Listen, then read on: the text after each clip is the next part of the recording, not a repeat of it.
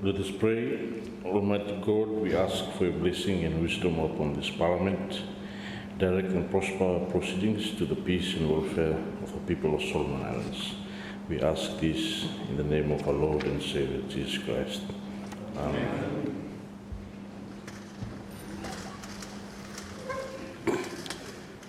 Thank you. Parliament resumes. Statement of government business for the week ending Friday, 20th September 2024. Thank you, Lord Prime Minister. Thank you, Mr. Speaker. A statement of government business for the week ending Friday, 20th of September 2024. Monday, 16th September 2024. Motions by the Prime Minister. Motion to thank His Excellency the Governor General for delivering the speech from the throne. That an address be presented to His Excellency the Governor General as follows. We, the National Parliament of Solomon Islands, here assembled, beg leave to offer thanks for the speech which has been addressed by His Excellency the Governor General to Parliament on 12 August 2024. Debate continues. Motion of adjournment.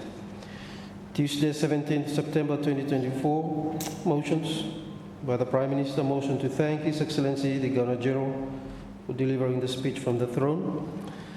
That an address be presented to His Excellency the Governor General as follows. We, the National Parliament of Solomon Islands, here assembled, beg leave to offer thanks for the speech which has been addressed by His Excellency the Governor General to Parliament on 12 August 2024. Debate continues and concludes. Motion of adjournment.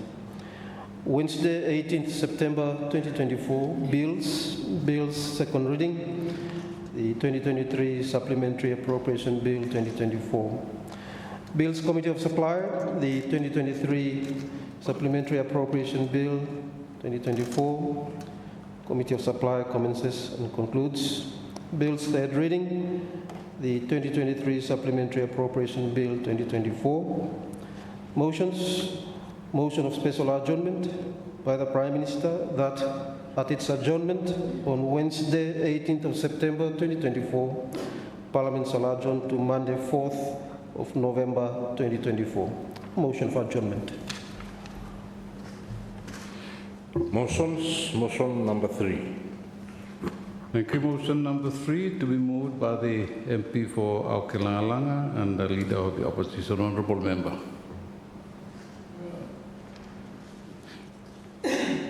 Oui, Mr. Speaker and Bubugai Toke.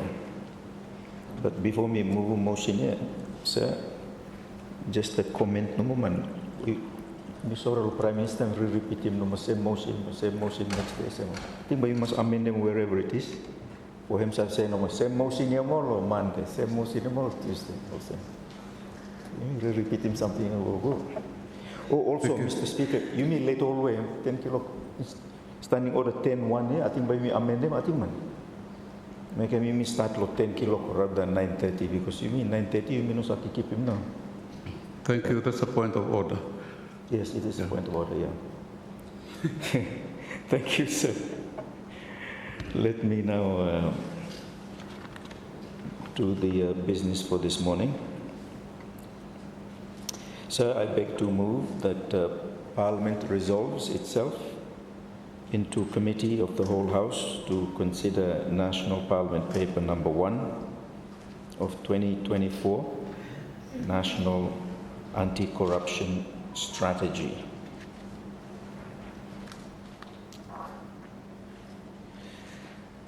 I paid 1,300 for fast processing of my passport application. But to get the passport truly fast, I had to pay another 300 directly to staff. This really was effective in getting my passport quickly.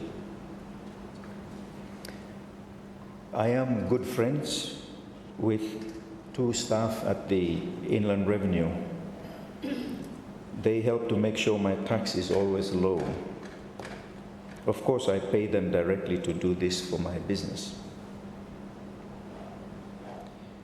I reported a case to police, but there was no action, always excuses, no fuel, no vehicle. And after several months, I went and saw 3 officers and paid each of them 1,000. And they immediately attended to my case and arrested the accused persons. I applied for a plot of land 10 years ago. 5 times my file was lost, so a new file was created each time. So I had to keep submitting a copy of my original application. Although I was asked for fish and chips a few times, I resisted the temptation to pay a bribe for many years. Finally, last year, I paid 1,000 to an officer, and surely my matter was dealt with and brought before the land board, and a decision was finally made on it. If you really want to get something done in Solomon Islands, just pay a bribe and get it done. Money does really talk. And one foreigner observed in talking about the current Commissioner of Lands, and say, "Hey, white man no good. Him straight to us. Black man now nice. Give him 1,000 lohem, by sign lo paper na ya."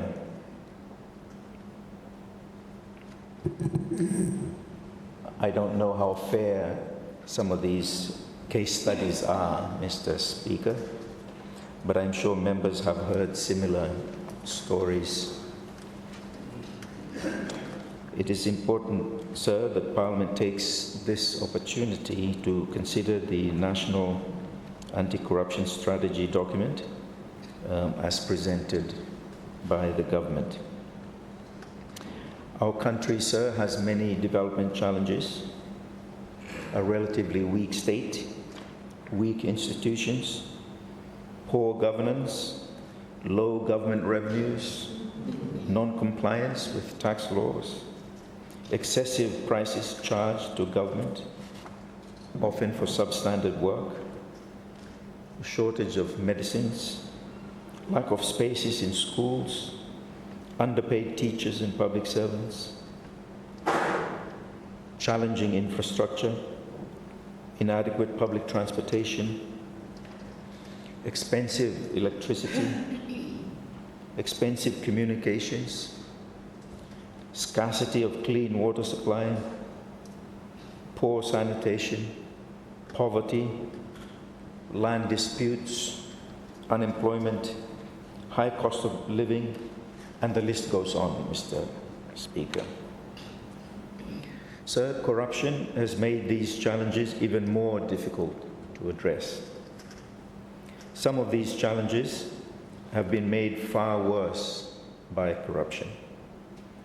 It is clear that our efforts at tackling these challenges will remain ineffective or haphazard as a country if we do not take a sustained zero-tolerance approach to fighting corruption in all aspects of public life in Solomon Island society, but especially, sir, in the public sector and its engagements with the non-state sector. So, consistent with the obligations under UNCAC, which Solomon Islands ratified in early 2012, and the regional Te Iniwa vision, the government has developed this document in collaboration with our integrity institutions, civil society, and the private sector. I wish to applaud, sir, the government and the current finance minister, when his prime minister was behind pushing the development of this strategy. The document, sir, is an important milestone in the ongoing capacity building required in government and in the integrity institutions, and will provide overall guidance in the important fight against corruption. The dynamic nature, sir, of the evil of corruption, and therefore the fight against it, requires that this document remains dynamic, be reviewed regularly so it remains relevant over time. Mr. Speaker, there was a time post-independence when corruption was unheard of in the public life of our country. The civil service was clean and maintained high ethical standards that were jealously guarded and enforced. A time when boundaries were respected and public officers, both elected and appointed, respected those boundaries and enforced them. It is, sir, possible to get back to that situation, but only with an adequately funded and sustained zero-tolerance approach to corruption, and one that is comprehensive, as this document offers us. So in committee this morning, members will be able to get a clearer picture of government efforts so far, and importantly, efforts that are required over the next few years in the fight against corruption. Of course, sir, in the public sector, the capacity and resourcing of integrity institutions are critical in this fight. We can have good laws, policy and strategies, but these will remain ineffective without robust institutional capacity and adequate financial resources in the integrity institutions to pursue a zero-tolerance approach to corruption throughout the public sector. The strategy document, Mr. Speaker, presents the context for corruption in the country. It outlines corruption challenges. It sets out goals and objectives of the strategy. It defines or it identifies key actions to address corruption risks. And importantly, it discusses the coordination of the strategy's implementation and the monitoring, evaluation, and reporting of its impact. That will be important to making sure it remains dynamic, adaptable to changing challenges, and remains relevant to the times. So members would do well to read and reflect on the strategy document so that in committee this morning we can engage in fruitful and constructive discussions on the import of the proposals contained in the strategy. With those few remarks, I beg to move. Thank you. Thank you, Honourable Leader.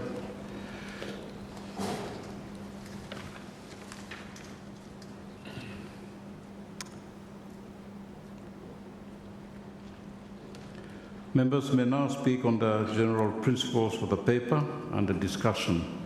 And in so doing, may I kindly remind members to comply with the rules of debate set out in our standing orders. The floor is therefore now open for debate. Thank you, Honourable Prime Minister. Thank you, Mr. Speaker. Thank you for the opportunity to contribute briefly to the motion moved by the Honourable Leader of Opposition that Parliament resolves into Committee of the Whole House to consider National Parliament Paper number 1 of 2024, the National Anti-Corruption Strategy, which comes under, was tabled by the Prime Minister. Mr. Speaker, the Leader of Opposition, of course, has raised the task or the challenge of addressing corruption in our country. This is an important and a serious challenge that will require the involvement of all stakeholders. So, by way of background, in 2017, the Solomon Islands Democratic Coalition for Change government endorsed in Parliament the first National Anti-Corruption Strategy, NACS, 2017 to 2019. The government at that time recognizes that corruption undermines development and sustains poverty, inhibits economic growth, drives political instability, enables the unsustainable use of natural resources, impacts the delivery of services, and undermines good governance and the rule of law.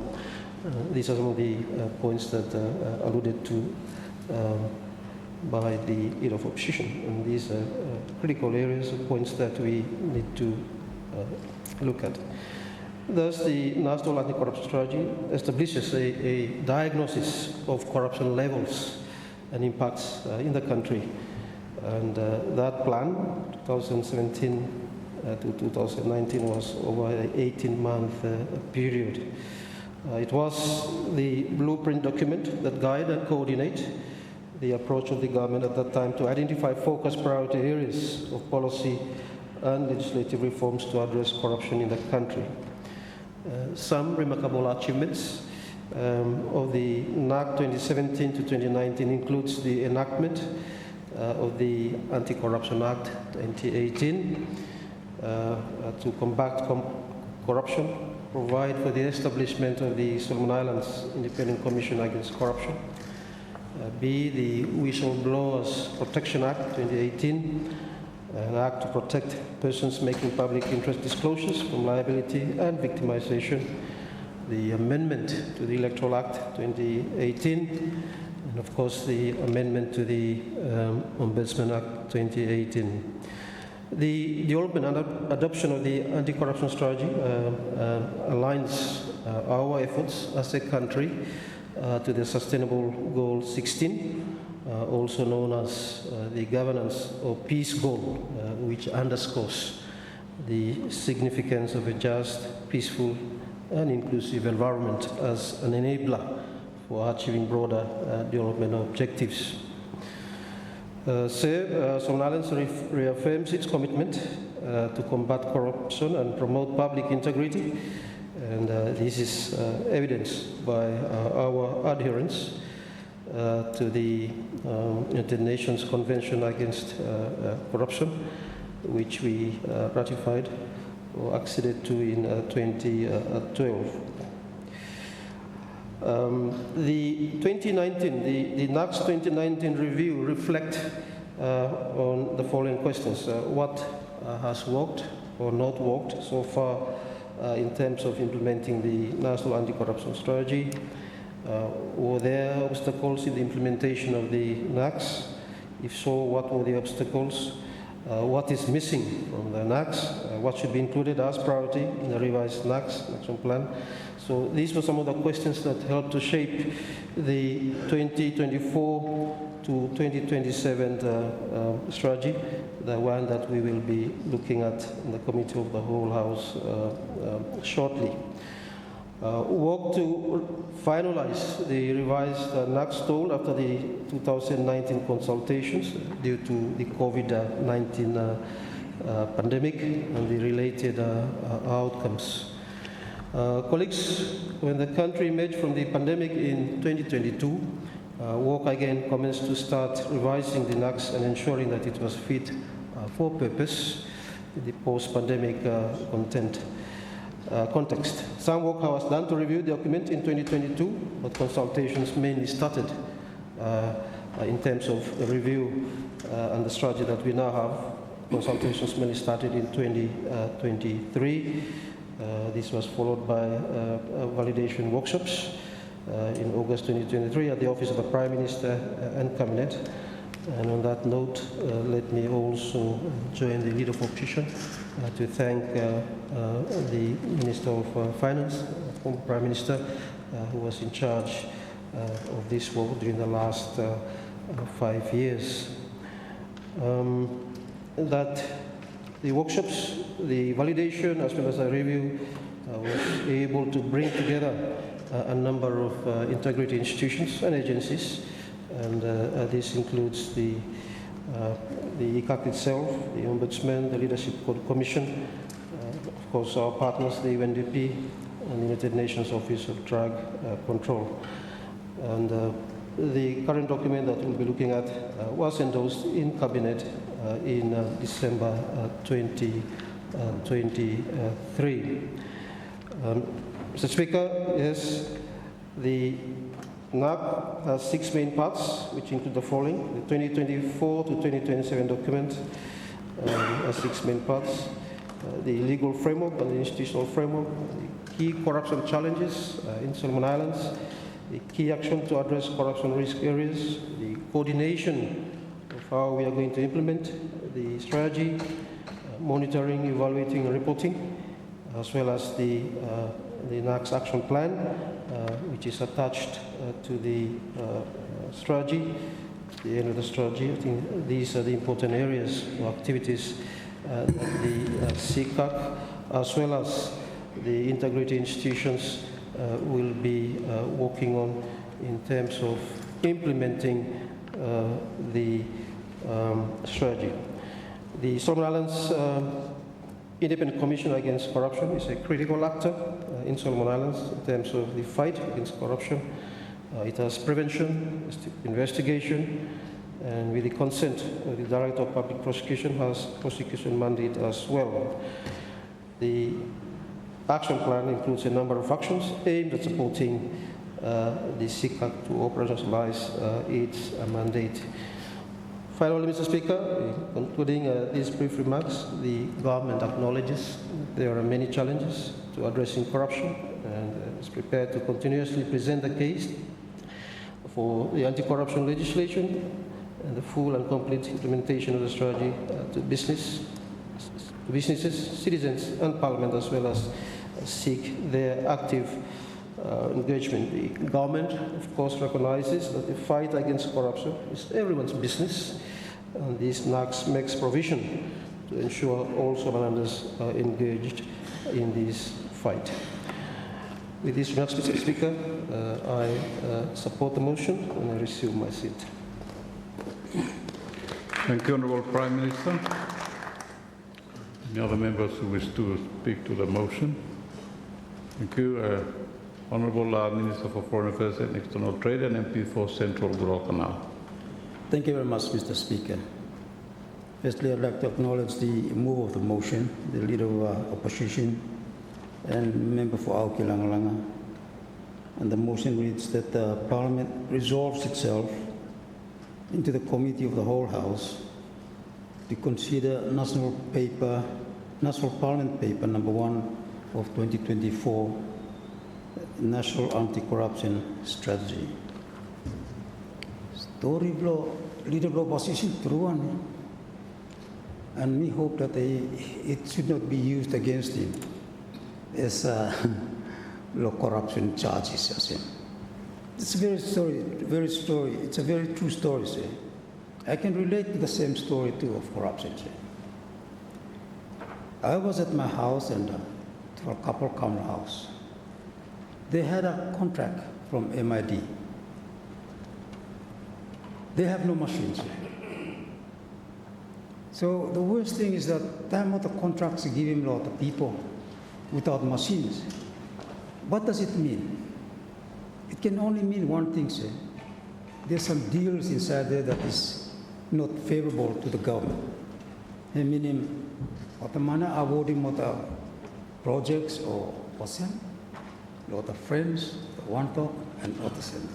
So the list goes on. That is just one, sir. You go through the ministries or the productive sectors, mining sectors, the Ministry of Forestry, the Ministry of Lands, Ministry of Fisheries, all this, there's a whole heap of corruption. And so, when we relate to these corruption issues, and we reflect on back with government more. So to tackle or to combat corruption, we have to start with ourselves and governments. I don't know whether we have reviewed the Anti-Corruption Act 2018, but we must, so that it gives a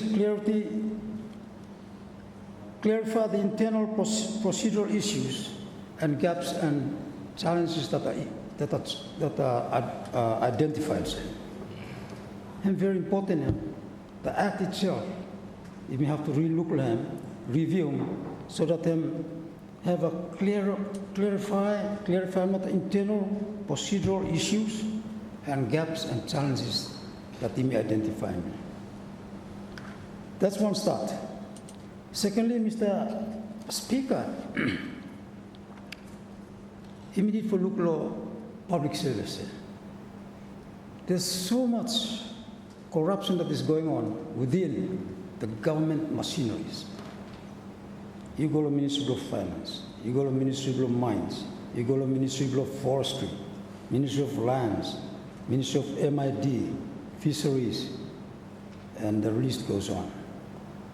In the review of the Public Service Act of 1988, you say, so that he may give him, he may address him on the terms and conditions of the public service of our public officers who are tasked for doing the work of law at the different ministries inside the country, believe me. Their code of conduct and even need for restructuring now the public service sector itself. Without this one issue of corruption will continue. It will continue. So it is important for us to relook at our own public service, local act, that is a law governing public service, addressing the issue of terms and conditions of our public officers, their code of conduct, and in the restructuring of public service. Minister of Public Service will lead this in Ghana. So the other thing to me, like pointing out here, is in reviewing several acts. The Mining Act have to come in so that they protect him, replace him with a mineral resource bill of what 1990, the Mines and Minerals Act, so that we can put in place something that is even able for causing corruptions within the office itself, and also bringing condition Forestry Act, bringing condition review what acts law, the other acts that deal with him, or not only forestry, fisheries, but also law MID and also. So that this act is strengthening so that can protect him, what officers blame, protect him, what the officers blame, so that the officers not are corrupt. So, very important for him for the local elements. As I said, this on the Forestry Act have to come in so that we protect him. The logs blame go finish now. No any log left now. We look at the relooked and all the new crimes that are coming this time, sir. Money laundering, sir. The cybercrime act, cybercrime is coming on. So as government machineries, we really need to strengthening of the acts of parliament that been enabling me for himself addressing some of the issues relating to cases of corruptions inside law country blaming, and to combat it, sir. Mr. Speaker, we support him this motion, Leader of Opposition, that we look at this paper number 1 of 2024, so that himself will come up with a recommendations and a conclusion that allowing for government for advancing this one,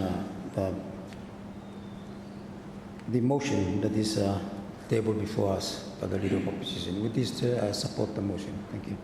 Thank you, Honourable Minister. Let me give the floor to the Honourable Minister for Infrastructure Development. Thank you, Mr. Speaker. Thank you very much for giving the opportunity for me to speak a little bit long. This one, motion that moved by the Leader of the Official Opposition on the anti-corruption strategy. So I will be brief, as others have said. First, me like for Togosen, Mr. Speaker. anti-corruption is something worldwide, everywhere, no? Everywhere. But first I would like to put it back the way where you must look on both sides, Mr. Speaker. We have to look on both sides on anti-corruption. First, I'm getting back as to our traditional way of living.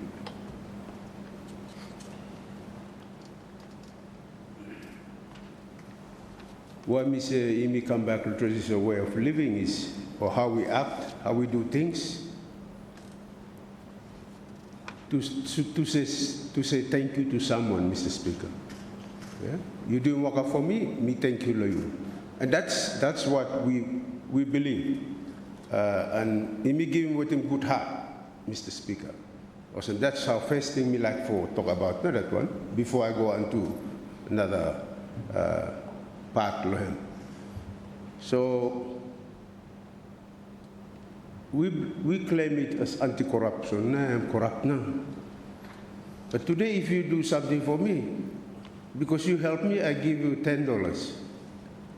I mean, I give it with a good heart that you doing work for me. So, me like to come back to the traditional way blame me, Mr. Speaker, so for me luluk laim too. But me kasem little bit part me like for talk about too.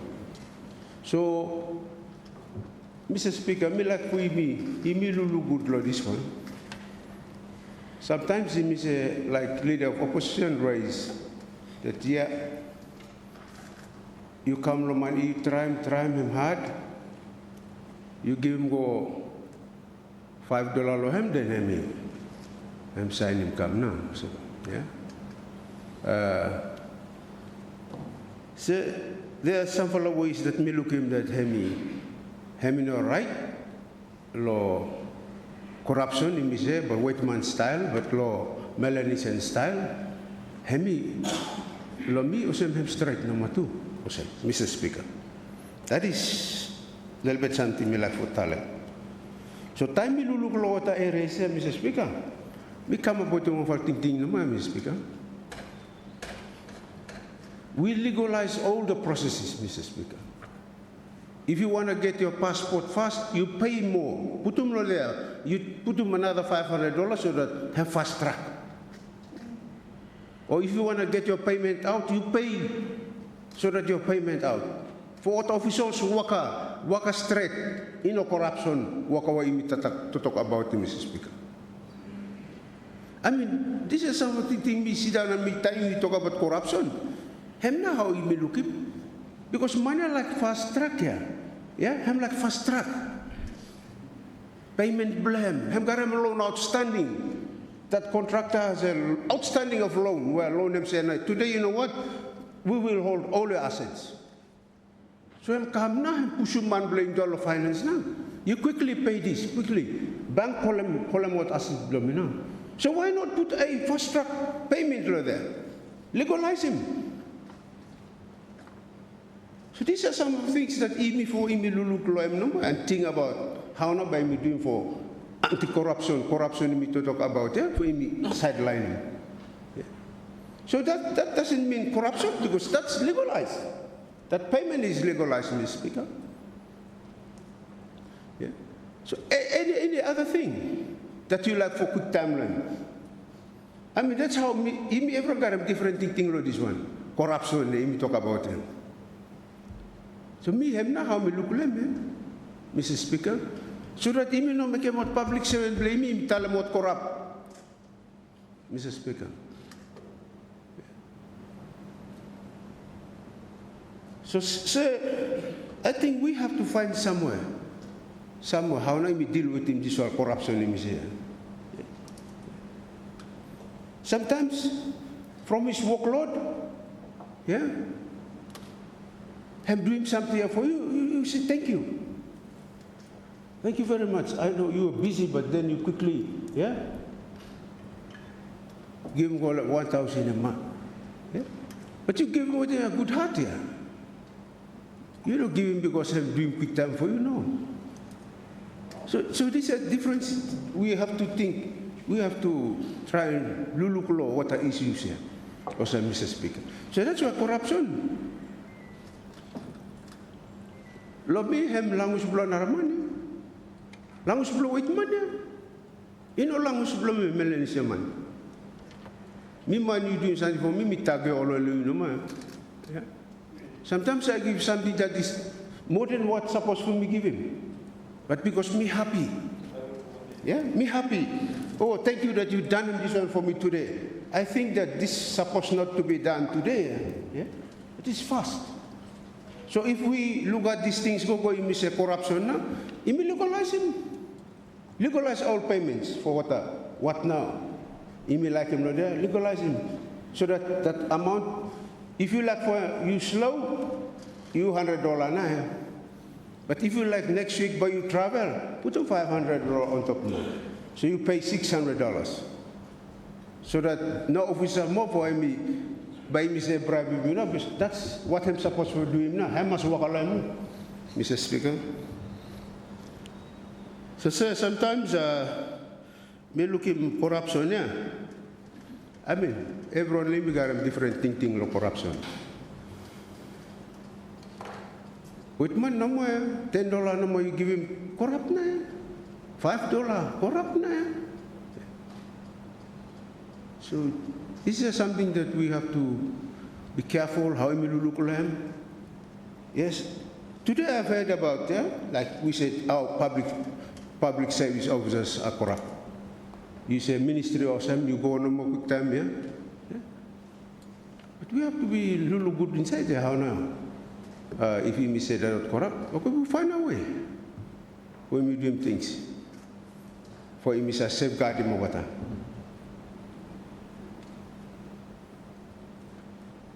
So, increasing pay below public service.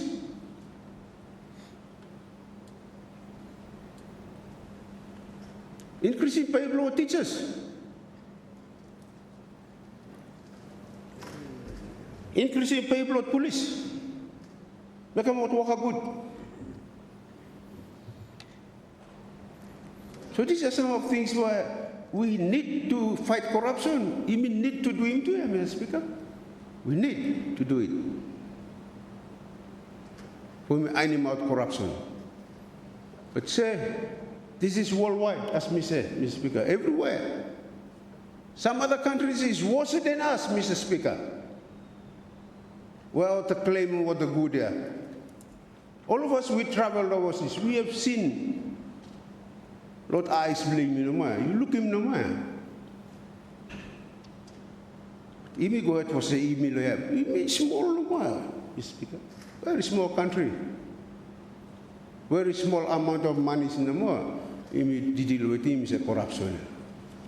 Other countries, you talk about millions of dollars involved in corruption.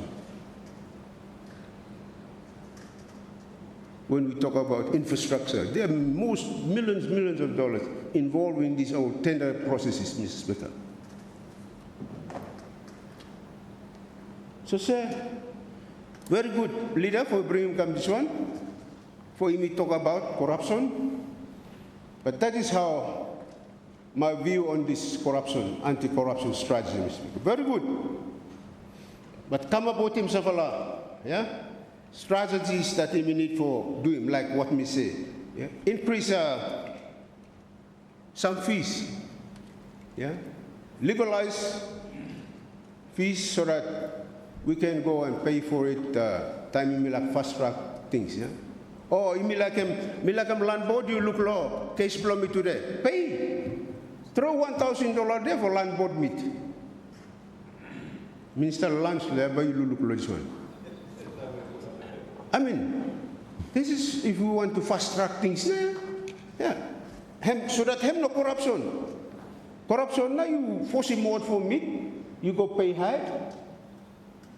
Then what meat now because you pay more. But this one no, because it's legalized.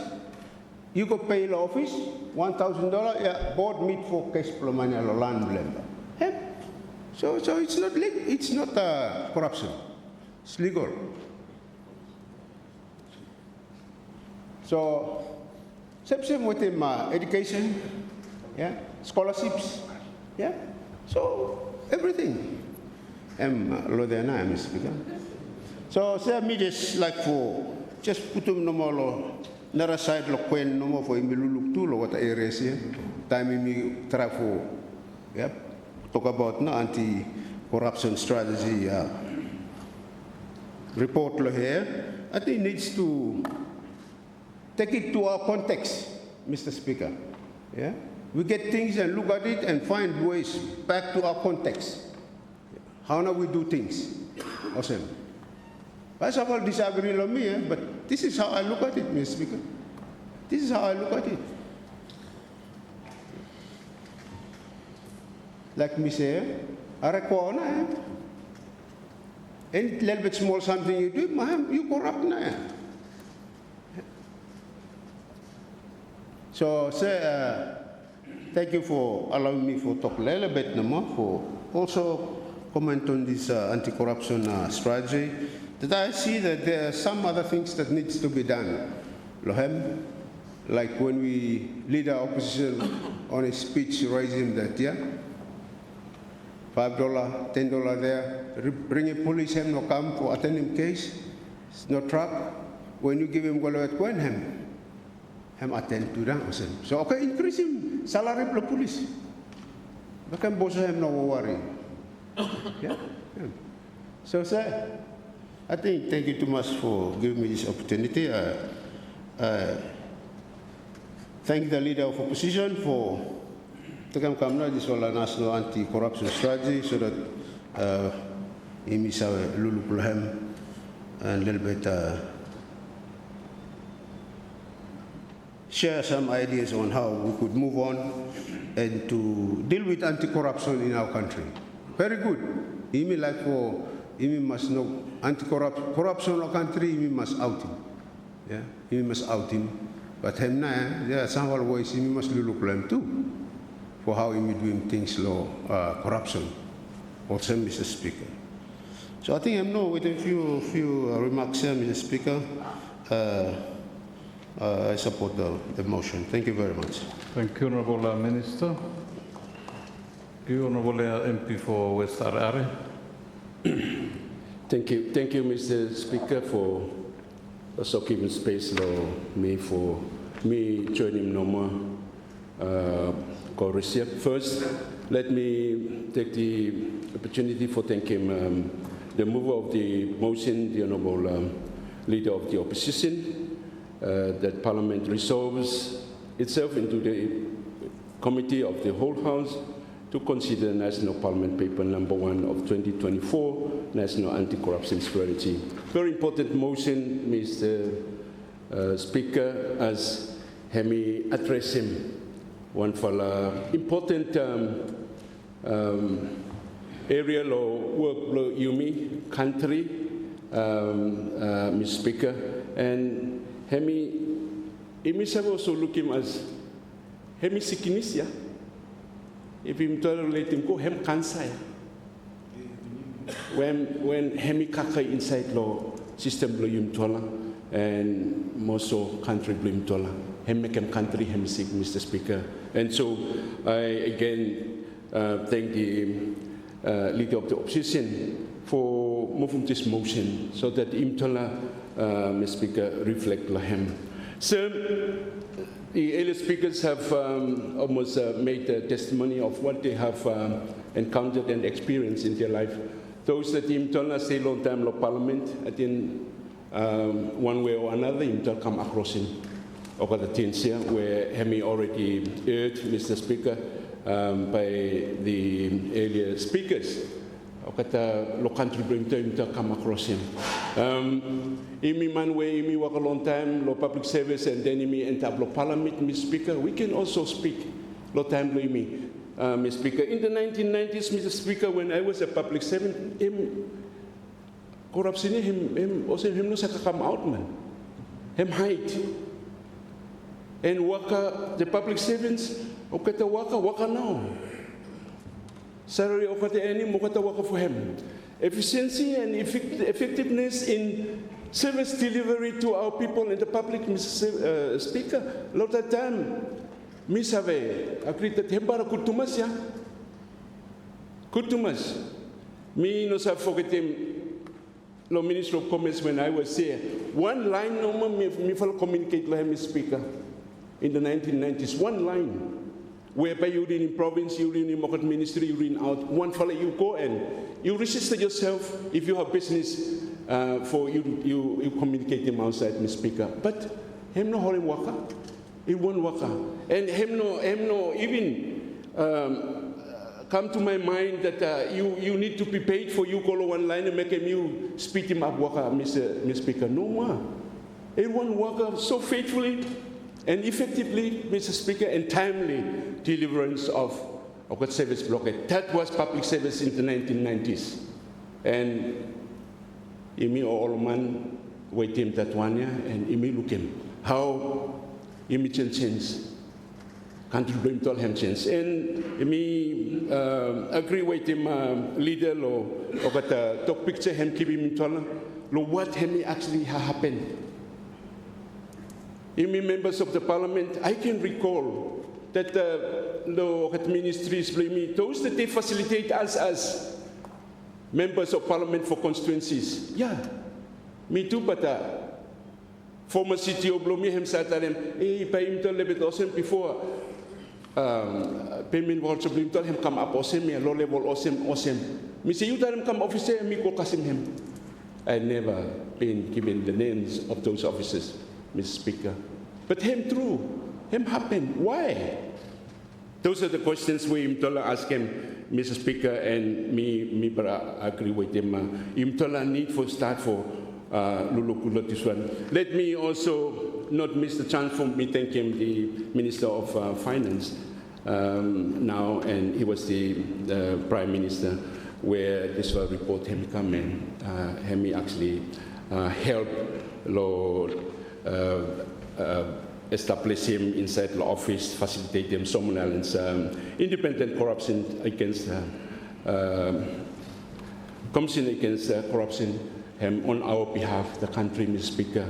I think the report where motion him give him opportunity for him to look him. Let's seriously look into this report and let's take action. I concur with the Honourable Prime Minister. The challenge is not there, but reprioritize. Which one's not him good? Let me get to the other point, Mr. Speaker. It's a perception, Mr. Speaker, from the people of Imtola now, no good leaders. And so, if Imtola no resource him anti-corruption agents, Mr. Speaker, him deliberate no more, him intentional no more, because Okata say imi okata members of parliament imtola inside this category okata call them big fish. And so if okata agency hemino sa waka because imtola sa kim okata resources imtola sa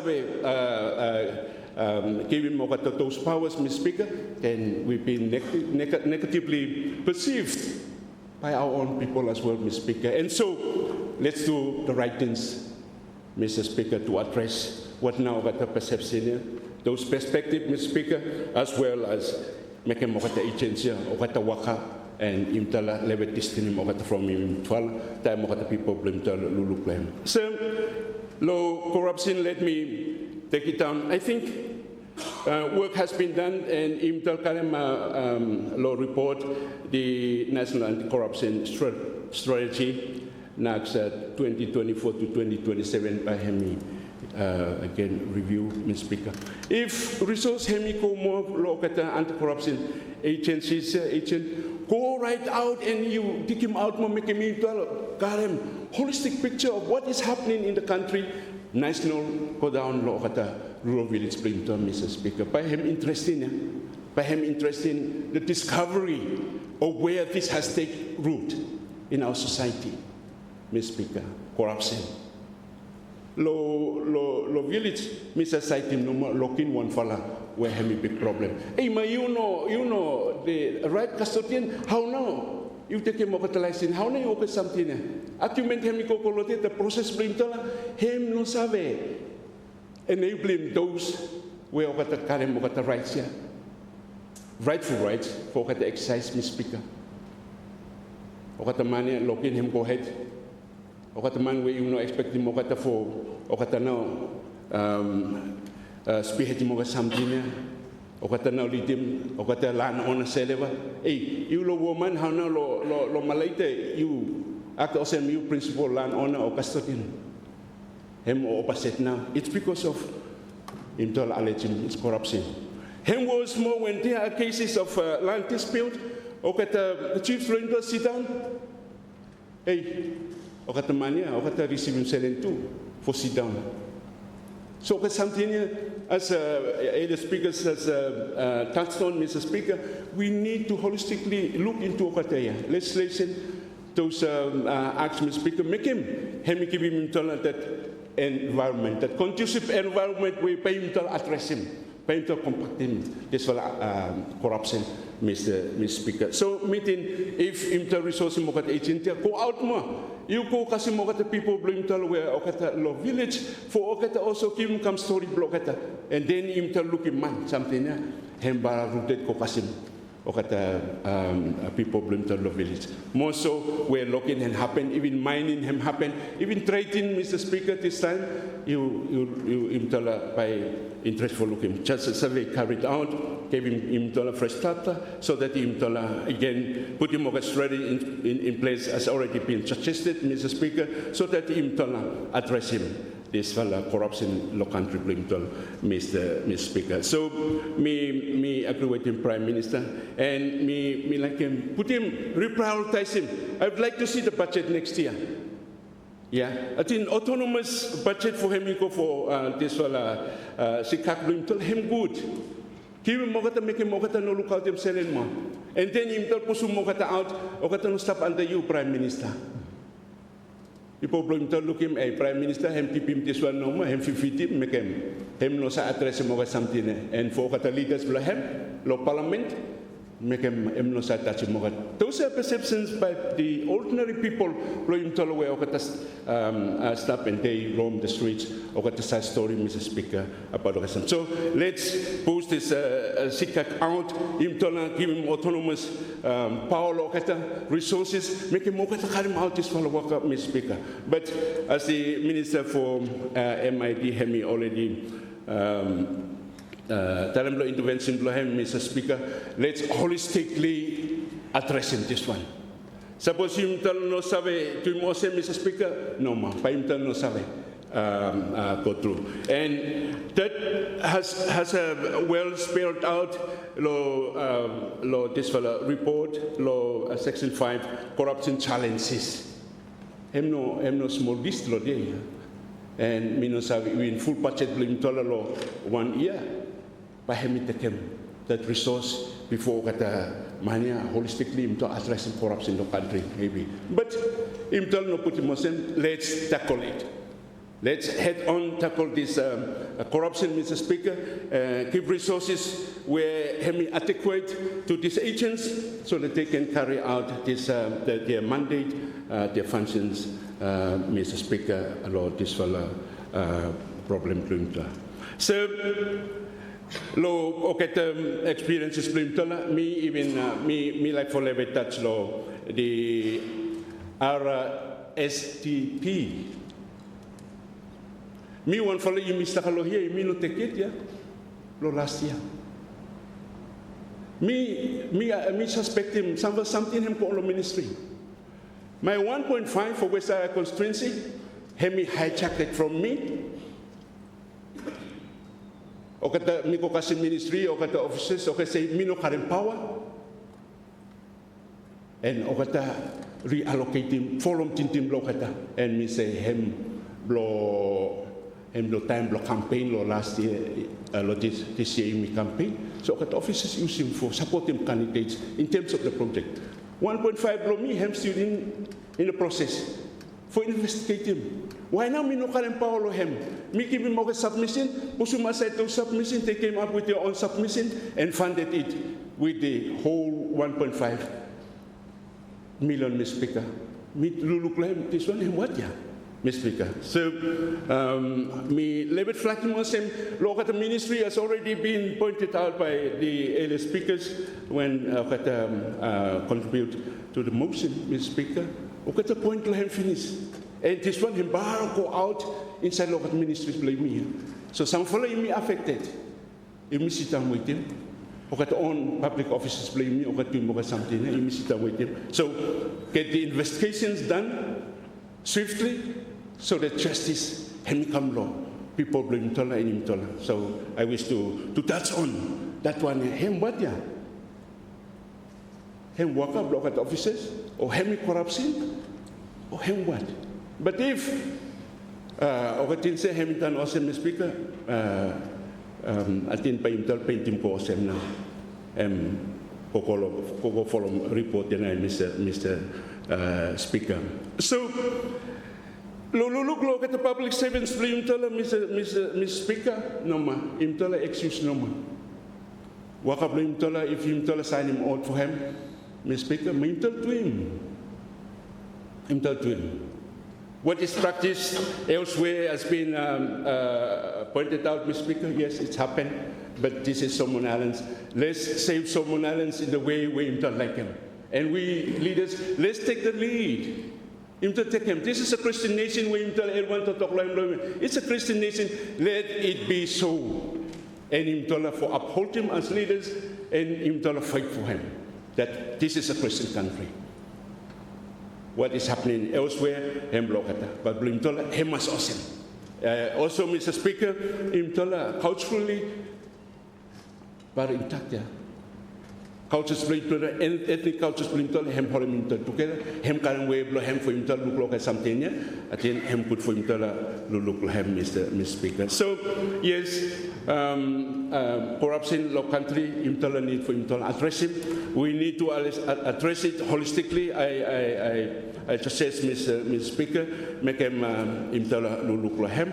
The office of our anti-corruption commission, Imtola need for quickly move him out so that him is perceived, seen as him independent. Him no close to Imtola, him no attached to Imtola in one way or another, as perception may have it, Mr. Speaker. So, me bara support him this report. The strategies were report hemi toklohem hemi good one, and let's put it to the Prime Minister and the government. Let's put resources in. I would like to see adequate resources be in the coming years 2025 appropriation. Make him to start. Let's start action, Mr. Speaker. With him, I've got a few remarks, Mr. Speaker. I support the motion and I wish you my second. Thank you, Honourable MP for West Arare. Let me give the floor. First, I'll take this side. So, Honourable Minister of Finance and Treasury have the floor first. Thank you very much, Mr. Speaker. The motion before us is that Parliament resolve itself into the Committee of the whole House to consider the National Paper number 1 of 2024, National Anti-Corruption Strategy, Mr. Speaker. We note him comments by others who spoke. The Prime Minister took the floor first time. And then we talked about the processes and you may arrive at the document. This one, no, we're actually talking about the strategy, how we may address corruption. So the issue, I think the discussions will be whether the strategy is adequate. I think that's where we should really be focusing our attention when we come to discussing the paper page by page. And also the colleagues that speak first time. And the mover himself, of course, come up with more examples of real stories about things that look straight along public service and how we serve the public. And also, so Foreign Affairs are also raising examples of corruption. Very interesting observation from the Minister of Infrastructure Development, Mr. Speaker. By the way, this government, I'm not taking a position on this one as a government. We take it that this is a discussion of the whole House. So by me expressing views below me on arriving at the best strategy for addressing this matter, Mr. Speaker. So I think the first question that you may really need to answer me, Mr. Level, Mr. Speaker, addressing this is corruption an issue in this country. There are differing, of course, views and counter views on this. We are more, also, or we're trying for using other terms for describing that one. Let's not forget, Mr. Speaker, we're part of the World Community, we're a member of the United Nations, and we agree when it comes to issues like this. This is a global, and rightly pointed out by others who spoke, this is a global issue, Mr. Speaker. And so the United Nations actually take a stand on this. And as members of the United Nations, you go by the thinking of the United Nations and how we are addressing this.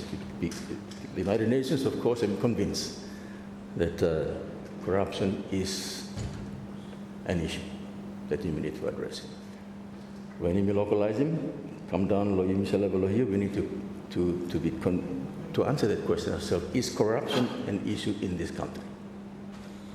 Then we have an issue to address, Mr. Speaker.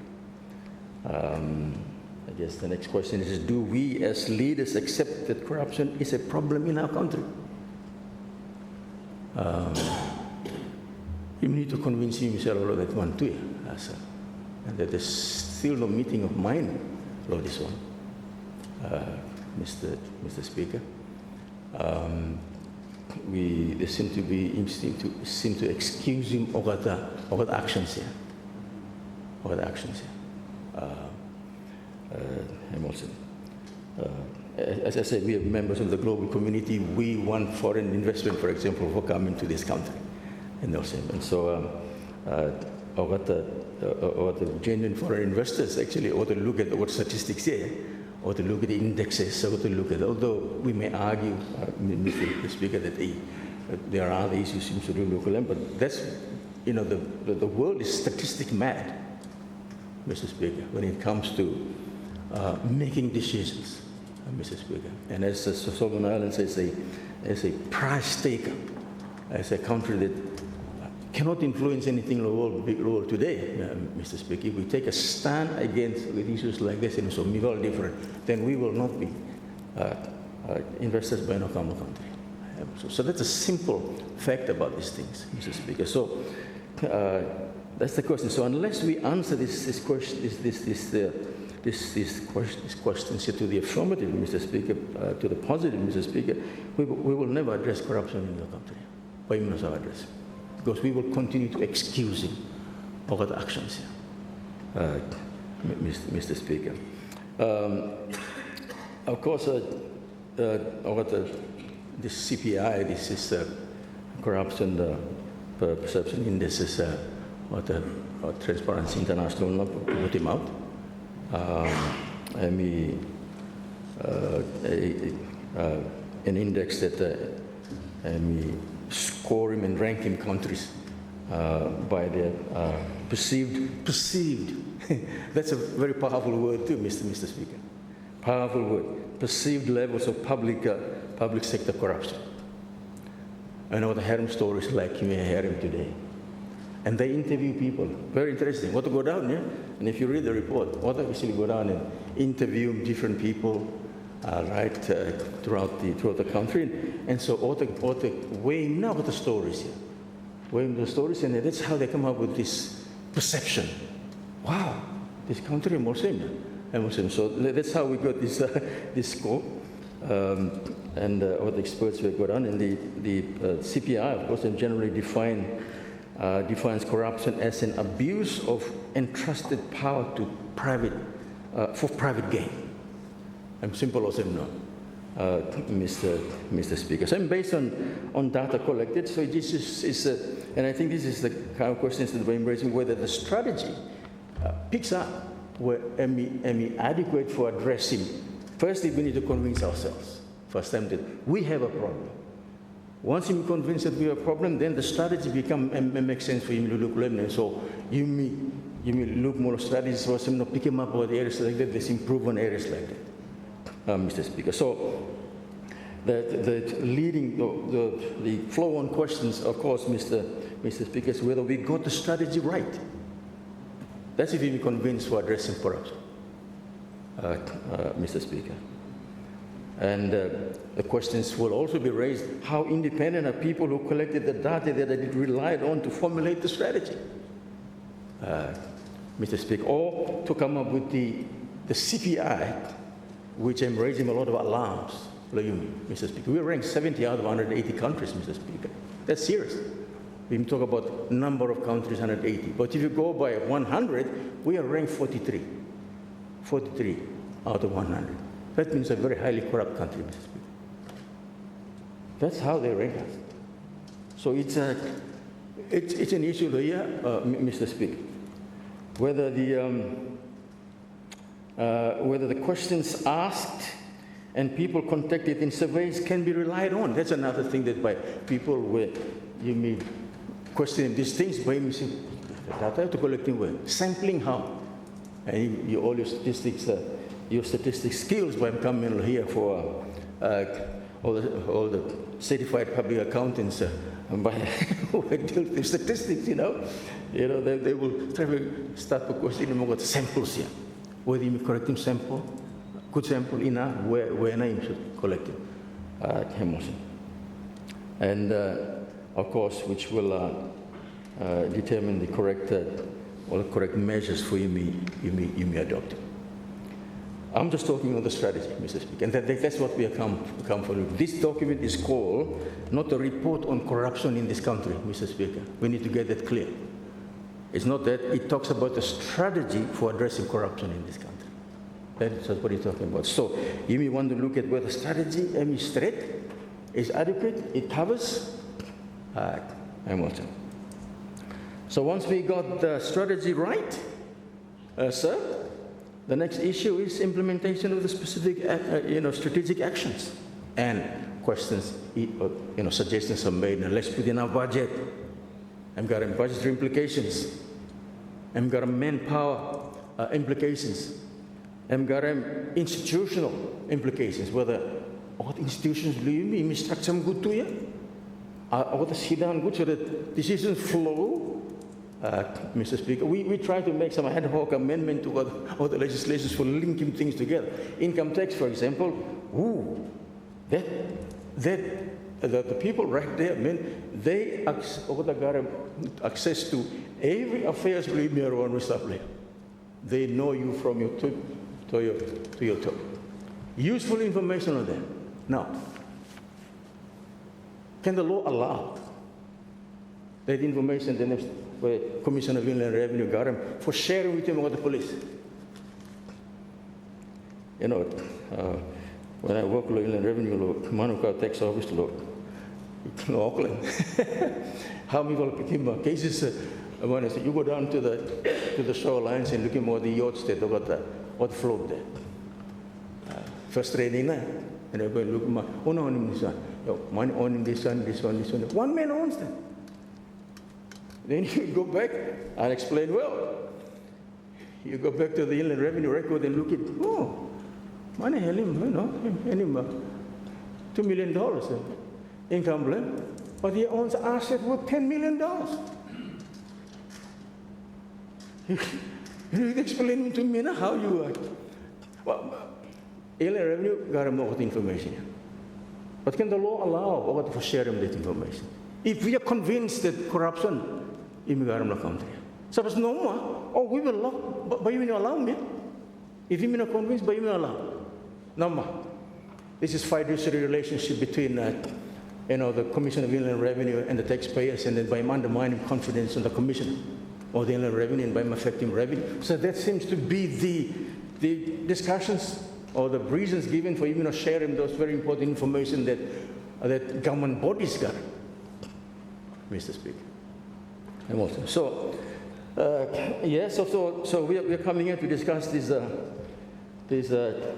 very useful suggestions from the Minister of Infrastructure Development. I'm concerned a little bit there, Mr. Speaker, because the cost of government, cost of delivering services will skyrocket if we legalize that. Oh, you may receive pay, if you finish your pay is $2,000 a fortnight. But you need to pay. So the guy earning $10,000 that month here because he will need to get like $500 more from our money for games on it. So the government service, the cost of delivering government services will skyrocket, and everyone dream that one, this country will wreck.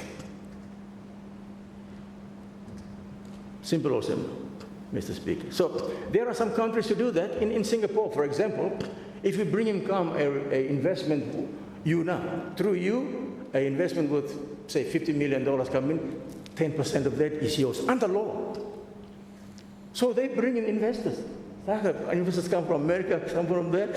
Any man we bring him come, you're entitled to 10% of the investment that come. So maybe there's room for that, I don't know, in here, we usually look at that. But when it comes to maybe delivering government services, by immigration problems, suppose you may go down that path with all due respect, Mr. Speaker. So, but of course, there are, and I agree, Mr. Speaker, with some points raised that you may need to context the matters. However, when you're addressing this thing, you may need to contextualize it. And I think the point comes out very clear as well, and how far we go for bringing on board and legalize the context of this country, Mr. Speaker, is something that you may need to look in very, very closely as leaders of our country below you, Mr. Speaker. For example, some good governance institution, for example, there are research carried out that when you bring in the reason why, and some research carried out, Mr. Speaker, is that the reason why corruption is not really addressed properly in our countries is that we bring him in, several strategies from outside and adopt him. And I'm not really fitting well law context, will you mean? Some researchers raise the Ombudsman Office, for example. It's a Scandinavian initiative, Mr. Speaker, and it's adopted throughout a lot of countries in the world. But I'm not really, why? Maybe we need to look at them, empower him. I don't know, Mr. Speaker. We have all those good government institutions. We have the Leadership Code Commission in this country. We have the Auditor General. We have the Ombudsman Office. We have this Parliament. These are good governance institutions. And we have the police. And we are still ranked 70. This CPI, Mr. Speaker. So something is still not right yet, Mr. Speaker. So my point, Mr. Speaker, and I'll just sit down. Let me fully supporting that as well. This report needs to come to the Committee of the Whole House, so we may discuss it as individual members of this House. Mr. Speaker, with the aim of improving the strategy if in full so. Mr. Speaker. With that, me fully supporting the motion. Thank you, Mr. Speaker. Thank you, Honourable Minister of Finance. Let me go first to the Honourable MP for Small Malaita. Thank you, Mr. Speaker. So first time me sitting for no talk no more, but you all have everyone talk now. Hey, I think by me debate now. So me say for you me say yes no more, then you may go ahead with the committee of the whole house, but they run talk so me like for talk now. So but let me sort of start where the minister had me concussing. Two fundamental questions here. where hemi like him for you me answer in the affirmative. Me tell him long you me lo house lawyer, we have to answer in the affirmative to all question him ask him. Because suppose you me know sabe about corruption, then me know sabe where now you me stop here. And if we don't know if it's not a problem also in the country, then we know how now we look lo him. To all question the underlying problem and then come along some follow something where me like for talk a little bit lo him. Me also me worry too much. Suppose you me no recognize him. Him be concerned too much, and especially you me. Leaders at the national level, if we don't recognize it, and if we may not do anything lohen. So me, sir, longo, this all book here, me meeting him for him, he look no more lohem, and maybe what something where me the talemia, what might be covered lo here, not covered adequately, all same. But me want to tell him no more 2, 3 all thing below me, then you may just go lo book here. Sir, this fellow problem was where Minister Hemi Tatala, Minister of Finance and Tatalem Kamia. Hemi cause him no any problem no in Mercinia. So what are you thinking him happen here? Because Selenem Kakam or him no Kakam because of problem here. You should receive him $100, but 50 no more, you will receive law because law issue. And Hemi cause him problem lo economy blow you me, hemi causing problem lo whole country blow you me. But also, sir, there is another cost. And that cost now, Minister Hem reminded me lo CPI. What put them out the whole world, yeah? You mean 70 out of what, yeah? Hey, am I bad, yeah? That's an integrity and a reputation is cost. This is a country not to do business with them, Hemna, yeah? So all we have is fly-by-nights. Hemna, sir. This was example Singapore, yeah? I think 1980 or some. You may try for adopt him, you go someone or call him Mr. 10%. I think him now, maybe I'll go come here. Hey, but I would call him 10% also, you think what high me, yeah? Reputation blow you bar or bottom line now, you Mr. 10%, yeah? But maybe minister, minimum also what do you blow Singapore, yeah? But of course, with our CPI so low, and minimum also maybe corrupt, all get a genuine business people, yeah? No come, yeah? No more. Or the financial scammers, or the fly-by-night, any kind of people, no more, me attract them over the Mr. Speaker. And this is why we have to address this, because the cost is just too high. The cost of not doing anything is just too high, sir. We can't continue like this. So I may question me now, how now we may address them. We have laws and regulations and stop and also. This will contextualize him issue. Yeah, oh yeah, I think there's some room for it. But me lo titing blow me and lo place me come from here. If you use him sell and blow you sell or sunny blow you sell, okay, I'm good. But if you use him garden blow narman for you pay him narman, no more, yeah? No. Him no call him corruption, but I would say no more you steal.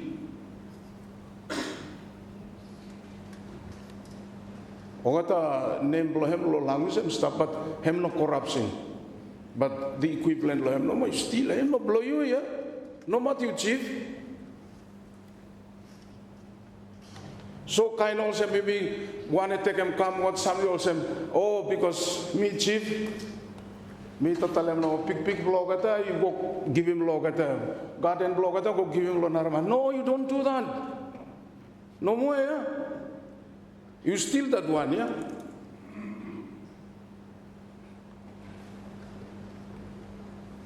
So, sir, I think this was very eloquently put by the Minister of Finance, and I think he was just also repeating forward where we give him here.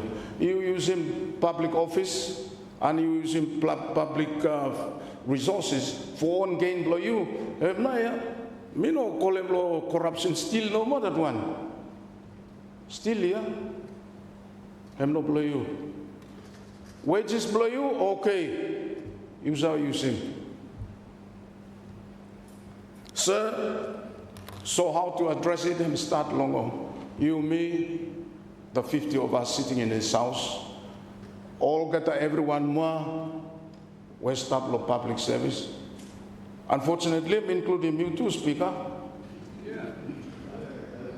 Including everyone, community leaders, church leaders, and everybody. Anyone where you stop any public office, you pastor or you bishop, you want more, you stop the public office, yeah?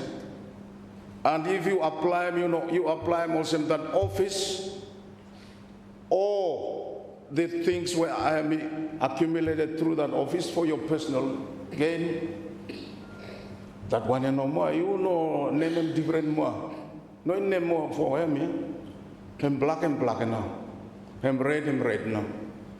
Sir, me tell him that one because, sir, I think example or the, in an example too, but one for example, or someone me tell him about one email to welcome, oh, Minister long of Foreign Affairs, not tell him one for couple come long him or to come. Tell him what to win him tender well. I think what go ask him machine blow him, yeah? Yeah. Him start long, him initiated by public officers, him initiated by people long or what a man who say what businessman or what private individuals. So everybody, and they seem to think that this is normal. Or to think that this is normal way of doing business. Now, you go do him kind something here. Sir, me a little bit worried too. I share the worriness from Minister of Finance about if you will regularize him some of our lot activities here. Hey, man. Hemi, of course, hemi raise him the cost of service delivery, lawyer me. But the other thing I'm causing, sir, you man with them selling no more, you will get your things done. Also, we will end up the richer getting richer, the poorer getting poorer. Is that what we want? Certainly not, Mr. Speaker. So what the idea, well, this whole idea meeting is no good idea, yeah? It's no good idea. So coming back to you and me, I think the basic approach we should adopt them. You stop being awesome, you aid and abet corrupt practices. Because can somebody also tell him also, oh, you go along office and I want to say, normal run him this one, yeah? But if you like them for quick time, have this one. Hey. And then you say normal one, so you go ahead now. Him aid and abet now, yeah? Perpetuating this problem even further. Sir, compliance law, the rules and plan the law, the rules and the agencies where for law anti-corruption and also they are all listed here. But all get a rule and all the lawyer, all the law paper no more. But if you no comply with them, all got no anything no more. Compliance, me call for all of us here, all of us. So you must comply no more with them, or try to do the right thing. But then it also calls for policing and applying the rules when they are breached. That one now, week two, lohem. Yeah, week too much law. That one, yeah. we call some kind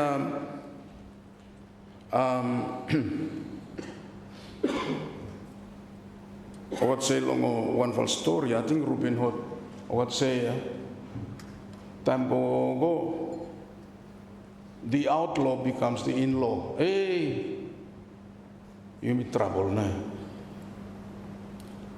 Yeah, relationships are important, but when our relationships become a conduit for kind practice, a dangerous one is.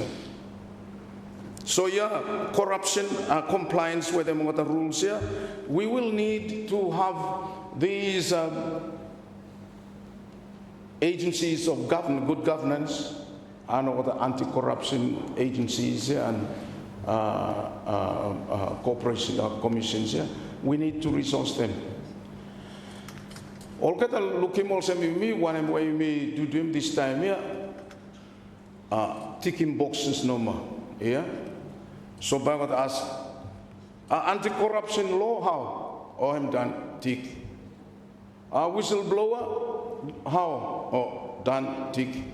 So you mean ticking boxes no more this time? Go custom this time. But for comply with them or enforce them no more. Yeah. Whistleblower stop. Anti-corruption stop. Commissioner stop. But others say, other agencies stop, but you no fund them over you no resource him over so that what see down low there, also one fellow watchdog we have no many teeth no more. That one chairman lo sikarta, limol way all the way go, mitai no lo herem lo him. Sir, so I'm come along incentives and also and I think a number of people raise the potential for me addressing this one long raising public service, and I mean in public service, the public service throughout, police, teachers, nurses, raising salary belong at me must raise him. The minister of finance me draw an example of Singapore or kind of man. Yeah, it's an incentive for bringing come investors, and that incentive is 10% of whatever that investment is. Me remember when I was reading the book where Lee Kuan Yew write him, one for something where he dream time was separate from Malaysia was him tell him also normal people blow him. You mean no garam anything because okay one for stop over no more Singapore, place where or the ship come lay no more refuel and go. So time what less for take Malaysia, less for take Okada. I'm saying now people blame. You mean by float now? So I only need two things. One fella, I need to have every Singaporean where you want to be Singaporean, you stop anywhere, you come, let's build this country. I'm called people here. In other words, he had no other assets except all the people here. Secondly, not something I'm doing also. I want highly trained people come and head him over the various government departments here. But thirdly, he raise him salary block competitive with him anyone inside the whole region at that time. This is how he make him. So this whole idea of salary, it's been tested everywhere. Hem good for incentive here. Good for incentive, sir. Make him, you may get him what a man worker, or the police officers worker, or what a nurse worker, or the public servants worker, or what the parliamentarians worker through now because salary him now or the worker for him. You don't go and get your salary law, ask him extra law evening or envelope go underneath law desk and income something. No man, that's how we address that, sir. So, sir, inside law, this book here too, talk about awareness raising. Oh, but true. I'm not even doing come all the way no more. Problem here, this one here is we only do this awareness lohoniara and plan a lot of the NGOs or carry out that one, but you must have everyone lo country you know start lohoniara. or step outside. So I'm put something, we will continue with it. Amy is something we have ongoing, but I think there's a lot that we need to do. But in closing, sir, we just want to reiterate him those basic questions where Minister of Finance and me ask him at the outset law his intervention. You may recognize him corruption, any problem, and secondly, you may recognize him problem here, Island. I think we should answer both questions in the affirmative. With that, sir, we support the motion. I resume my seat. Thank you. We give the floor to the Honourable Minister for Rural Development and MP for South Gorokanal. Thank you, Mr. Speaker. I wish to thank the Leader of Opposition for moving this motion that Parliament resolve itself into the Committee of the Whole House to consider National Parliament Paper No. 1 of 2024, National Anti-Corruption Strategy. Mr. Speaker, we like to say that corruption is creep everywhere, part of country, believe me. And start lo community, believe me, even inside lo family, believe me. Even what the institution, believe me, churches, and even inside lo government. And me looking for resolving this one and for me try to addressing issue of corruption. Me look at two very important things why you me always overlooking. Where cultural values believe me and Christian values believe me.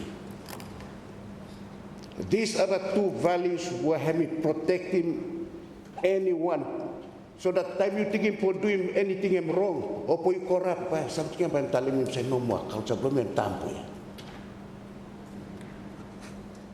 The side of Christian value blow me tabu ko still. Why hold back on doing something here? Today, Mr. Speaker, those values have no more now. Whenever you think to do something corrupt or you steal, him also no more something for you go ahead and do it. Even you know fighting too. You may garam culture and custom or traditional culture where you may come from, where Emi not allowed him other things or simple happen. And these very important two values here, we tell you two go together. Culture and Christian value. Stop him, you must honest. You must celebrate. You must respect him others. You must love him somebody. For example, you walk about the bush, leader of opposition. Then you look in one for a banana and prarai be good. Then you look all about now. Hey, baby, stealing banana, I'm look nice for kakay. But if you guarantee that Christian value of life for you, why did you, hey, no more, we must ask him past time before we take him. But if that value have no stay or life for you, heart for you, you cut him down, you take him, you run away, you steal in there. And these are the things where apply within the government system, you mean?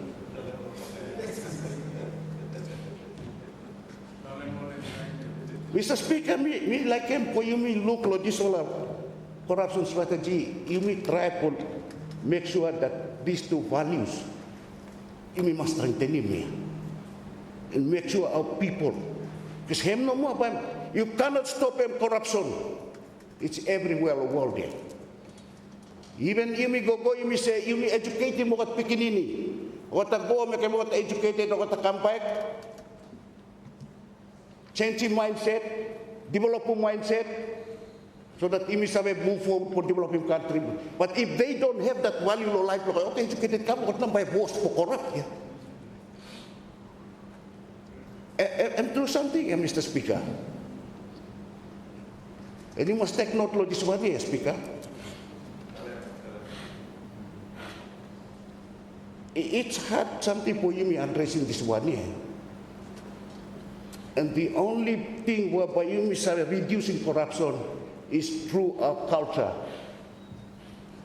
Christian values, believe me. Sampai you may go to Sunday lo church or Saturday lo church, you say you Christian na.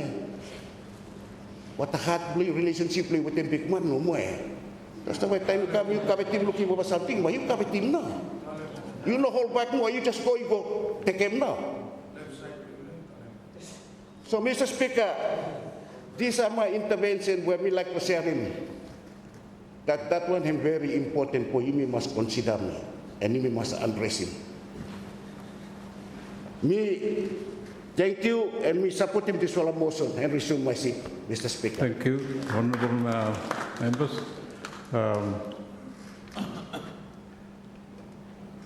Minister for Public Service, you have the floor first and come please.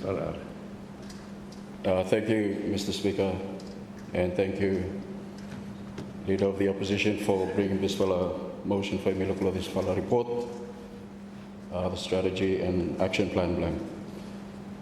It's good for looking this report and finally make it here. I mean, Ankaki Misana plan of 2012. In fact, the current Minister of Foreign Affairs was the Foreign Affairs Minister at the time. And we felt officers blame law ministry. And I'm not really pushing this on him. So it's good to acknowledge him. Yeah. So I mean, when we passed this or we ratified this Ankaka, you become localizing here. I'm not this SICAC, institution establishing. But that's on top of many other institutions we got to finish it. We already have the ombudsman, we have the leadership code as other colleagues of talent. All these institutions were there before this one come, I don't talk now. I mean, if you look at the success rate or whatever, or people that are taken to task, that if there's reports, I don't think I'm very high. So when we have all this integrity institution, we add him not on go on top more, then we turn around and we say public service, you feel a lazy, if we're not doing work. Well, we have integrity institutions that should keep them in check. But for whatever reason, him not seem to work out.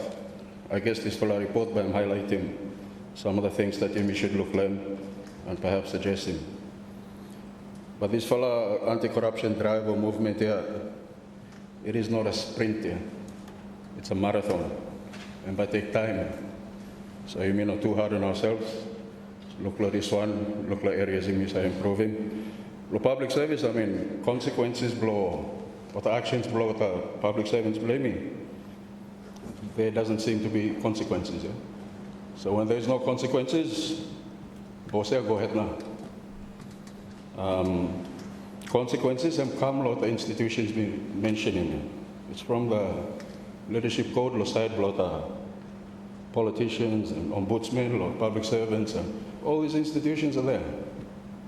But there is no consequence, so go ahead now.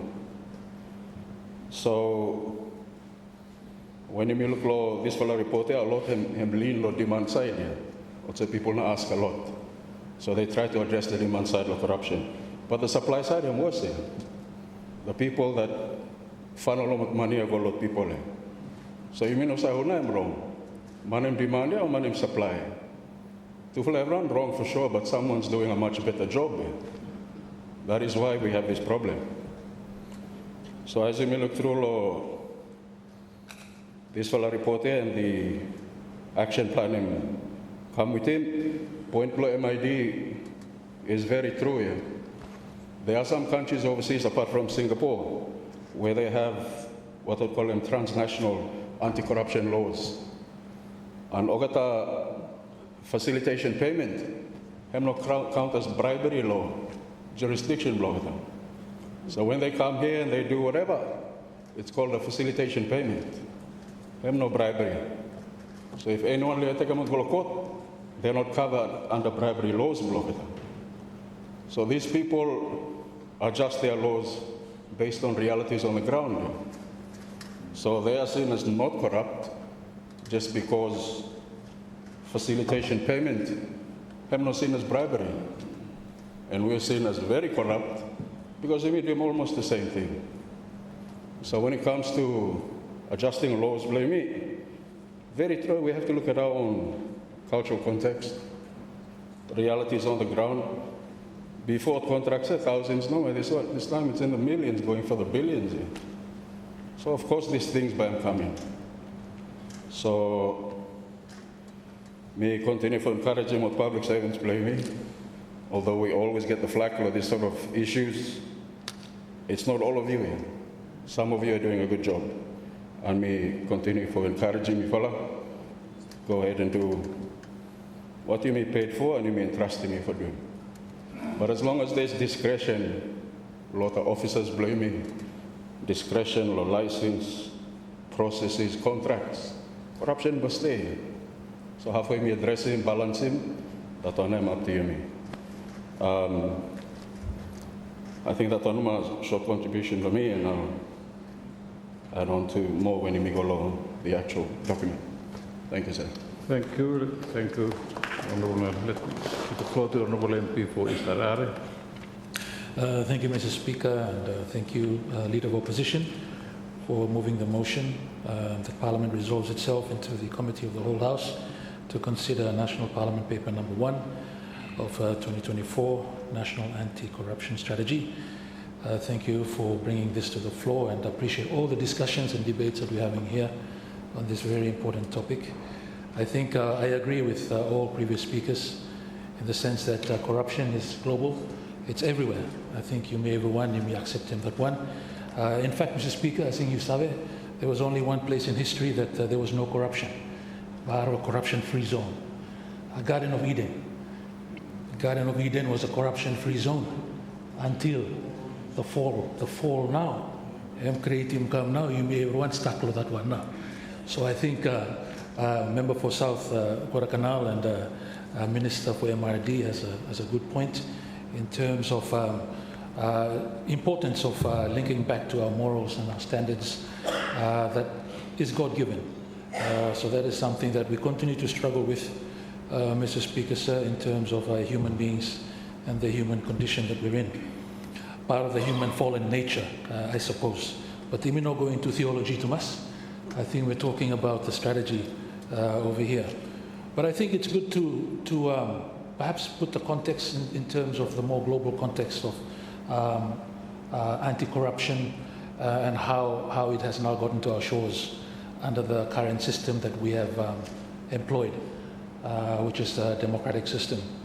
So I think as you know, Mr. Speaker, there is this concept of the social contract, where there's early statehood, part of the statecraft, that you have this social contract that the citizens of a society give to us, those who will rule them, this power.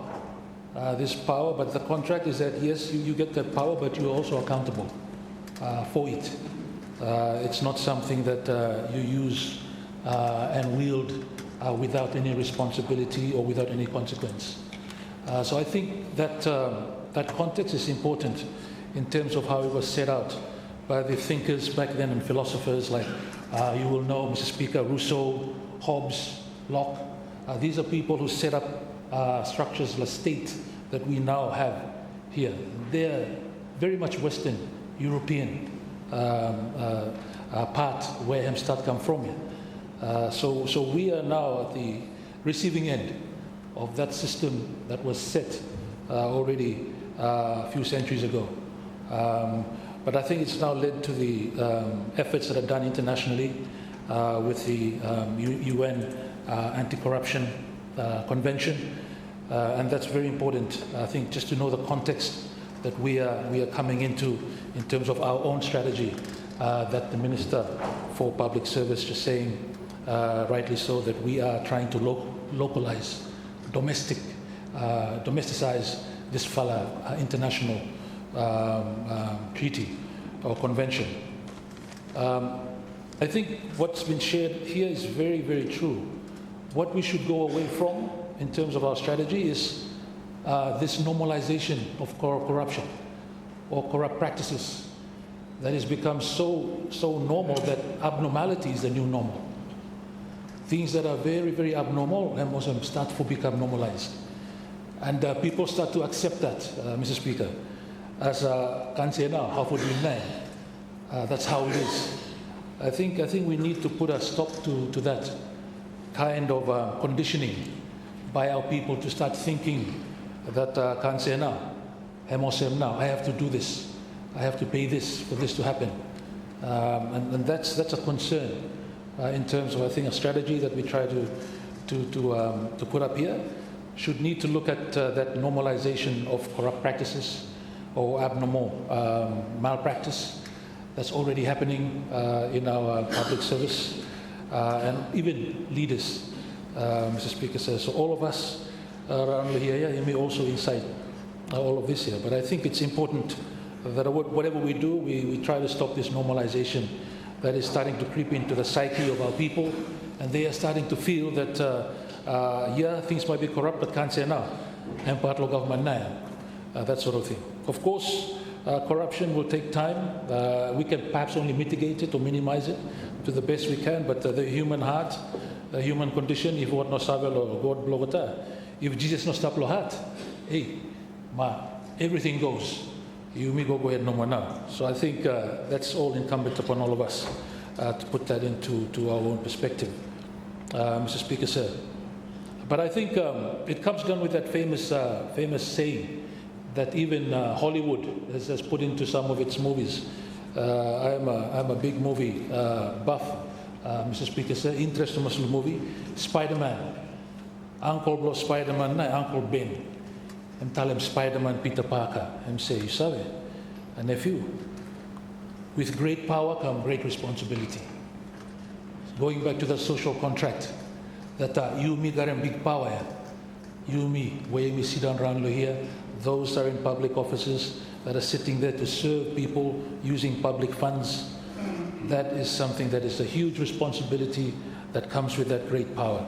So with great power comes great responsibility.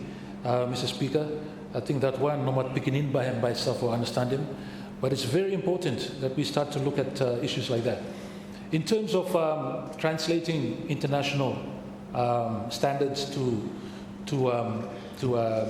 domestic context, I think it's very important to take into domestic context, believe me, the context that we have in the Solomons. As long as we no go below now standard where we already agree as United Nations members. Mr. Speaker, sir. So I think it's incumbent upon us that whatever we do, we don't slip below that standard that's already been set at the global level. Because that one we come back because we're also members of the UN. And this was adopted in 2012, I think, in the convention. Some of us were following it. Some of us, you couldn't help but follow this because it was happening in the office. But it's interesting to note, Mr. Speaker, sir, that the definition of corruption was a big issue. You will not find a definition of corruption in the UN Convention. What is corruption? You will not find that. Because so many, 193 countries have their own definitions of what corruption is. You, me, inside law here, I think if you ask us, you will have also your own definition of corruption. But the thing linked to us, and the act that was passed, I think a few years ago, no more, we actually have a definition for corruption in the Act. And that is something that is interesting, to see. Of course, some of us were not in Parliament at the time, but I remembered it was a big fanfare. The civil society group was very much pushing for the government to adopt the anti-corruption bill, and I think it was one of those last bills, I think at the end of that Parliament. I forgot which one. But I just remembered hearing on the radio and the excitement that ensued upon the adoption. But if you look at the definition for Solomon Islands' own anti-corruption law, it says here, corruption, and there was a definition given by the Minister of Finance as well, but in the Act itself it says corruption means conduct that constitutes a corruption offence. A special definition, corruption that constitutes a corruption offence. So So that's really not very clear, even though we have a different definition of it. It's there. So it means a conduct that constitutes a corruption offense. And then if you go down further, you will see the definition of corruption offense. And Mr. Speaker, sir, to my reading, it's very limited. Very limited. No more. Three falanom. There's three things. So really, effectively, these three things now, under Part 10 of the Penal Code, corruption law there, A, na, B, an offense for bribery, under another written law, bribery, specific focus law bribery. The last one, an offense prescribed to be a corruption offense by an act. Any act here? You know how many other acts? No? I know penal code for sure, and then bribery no more. I think that's issues that we might need to look into. There is some advantage and constructive ambiguity when you don't define something and you leave it like that. That's what the United Nations decided to do in terms of the General Assembly. They couldn't agree on what the definition of corruption is. And for us here, we have a definition there, but Mr. Speaker, my own reading of it is very narrow. Very narrow, eh? We're talking here very widely about a lot of things that does seem to imply corruption or corrupt practices at least. But when it comes to our definition, maybe that's where we might need to start in terms of what we might want to do. Because those in the know will just look at that and say, hey, you got the money to talk all about it, but the definition of corruption law is quite narrow. Very narrow, Mr. Speaker, sir. And I think that goes in tandem and hand in hand with the strategy that we're about to look at. I think what we've been discussing here, I think is all relevant to that. Issues of equity comes up, and equality comes up in issues of fast processing and that. A good idea, but I think it's no mistake, Mr. Speaker, sir, that if you look at this corruption perception index, you will see that it equates with the level of development of countries. The most poorest and least developed countries are the ones that are number one the most corrupt, according to this perception. The richest countries in the world are the least perceived corrupt countries. And I think there's an element that you can argue there. Why? But this perception. It's all about perception. And the perception, I think, comes down to things like how public service looks at issues, how they deal with public funds, and that sort of thing. When you have a good paying salary, you don't need any extra fast track payment more. You may want a good pay. You just do your work. And we all know for Singapore, the example that's been raised around here already, they switched everything there in Singapore with regards to the pay structure. And you have public servants who are earning more than the private sector. And that attracts the best and the brightest. The cream of the crop are the ones in Singapore public service, because they are paid bara bigna when you the CEO of the company. So they attract the best. They can afford that. That's something for us to look into too. How? If we're doing that one. But of course, great accountability. If you a little bit misstep, you off. And that is something that we can learn from another small country. But of course, their contexts are very different from ours as well. But we can also learn from those sort of things going forward, Mr. Speaker, sir. So I think when it comes to the strategy and in terms of how we can develop it, it looks good on paper, as all strategies do. All strategies look very good on paper, as you know, Mr. Speaker, but implementation is where we always have shortfall. The means of implementation is always the big obstacle in whatever good thing and good intention we try to do. So I think bottom line is that if there's enough resources to fund the strategy and the implementation of it, I think we would see some measured benefit. At the same time, it's important, once again, with data to have a base so that we can start measuring where we are now. And then in the future, we can see that, yes, in fact, when people do the perception, we can say, look, we have our own data here that we say that we have improved.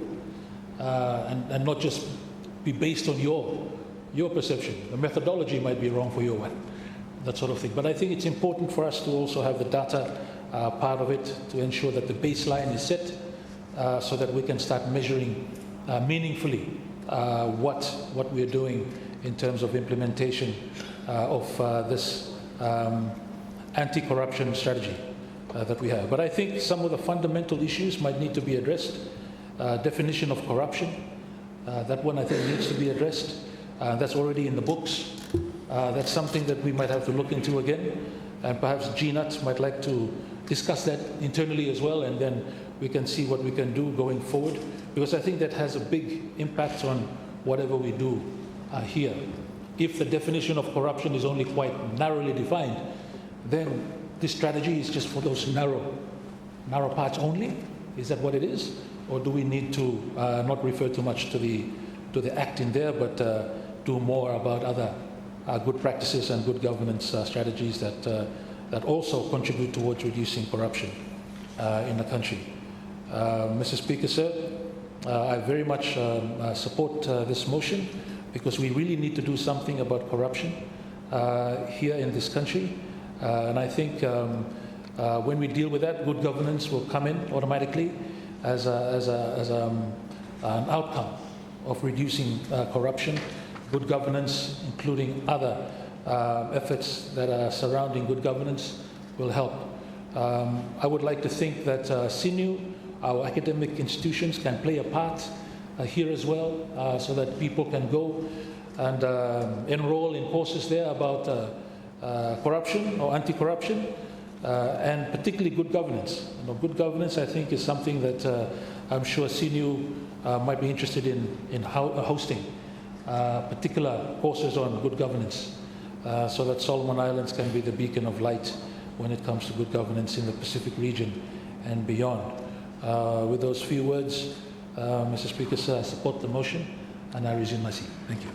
Thank you, Honourable MP, for his RR. And with that contribution, let me now ask the Honourable Leader of Opposition. If there are those who still wish to comment, when we come to the page by page in the Committee of the Whole House, you can also raise points on that at the time. So, but for the moment, I will ask the Honourable Leader of Opposition to wind up the debate on the motion. Mr. Speaker, and I do wish to thank all those who have spoken to the motion. We've heard very useful and interesting insights into this problem. Of course, also member Blois Arare and Talem and Garden of Eden now and corrupt free, and then we have more in between. It's the condition of the human heart is deceitful and greedy and sinful also after the fall. So you may struggle with this problem. That is not to say we accept it. It is to say we have a very big challenge, and a challenge not just for legislation, not just for government, not just for the integrity institutions. Of course, the churches must be faith-based, organizations must be an important stakeholder, because we're dealing with the human heart. The contextual issues were raised by Minister of Public Service and Minister of Infrastructure are very pertinent. What now hemi constitute corruption law context below you mean. But I think when we're dealing with the public life of our country and the public life of our communities, as leaders, whether I'm chief or I'm chief of tribe or I'm pastor or bishop or member of parliament or minister, we're all trustees. We've been entrusted, and with trusteeship comes accountability. We must be accountable, we must be open, because we're not dealing with our own personal private affairs, making decisions only for our private affairs, but we're making it in trust for everybody else. Ino kain trustee we seselem lan lantape normal. Par korupsi ni So tribe no sabe, bagay ko sa sign off tekem selen finis. Kind corruption no may. We cannot use culture to excuse that kind of abuse and corrupt. Yeah? So I think this thinking Lord trusteeship now it must be foremost in our minds. When you go for deal or one for ministry or government, that public officer is not there because dadi blame na on a ministry, Mr. Speaker. Him there because I'm entrusted with public powers. And so that public officer must exercise in those powers openly, transparently, but also rightly, not under the influence of treatment or bribery or threat or anything else. So I think I've come down to this trusteeship here. Public officer, elected official, we all are in positions of trust, and with trust comes accountability. And I think the reflections were shared by all who have spoken, Mr. Speaker, have been very appropriate. Rome was not built in a day, and so we take the long-term view, but that is not to excuse the fact that we need to very urgently allocate resources, build institutional capacity for you, me, everyone join hands together for this fight. That's why this was CDF. Ate kukuros tu mas me. Should repeal him ravis ate, but it's all part of this fight too. So mimi ho baik mo. But oh so slow ya no bagi mimi kukuros karagitu ye. All of these things are part of building Rome.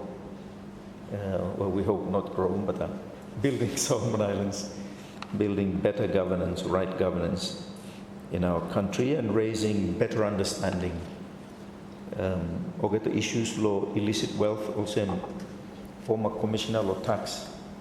And we talk about it. Hey, money man before I'm going power to mas law handle me. Me it's a surprise when time commissioner before. With all that almighty power, him never use him for abusing anyone like me. And not with him abusing anyone like all, but he was very, very disciplined with it. But he made, I think,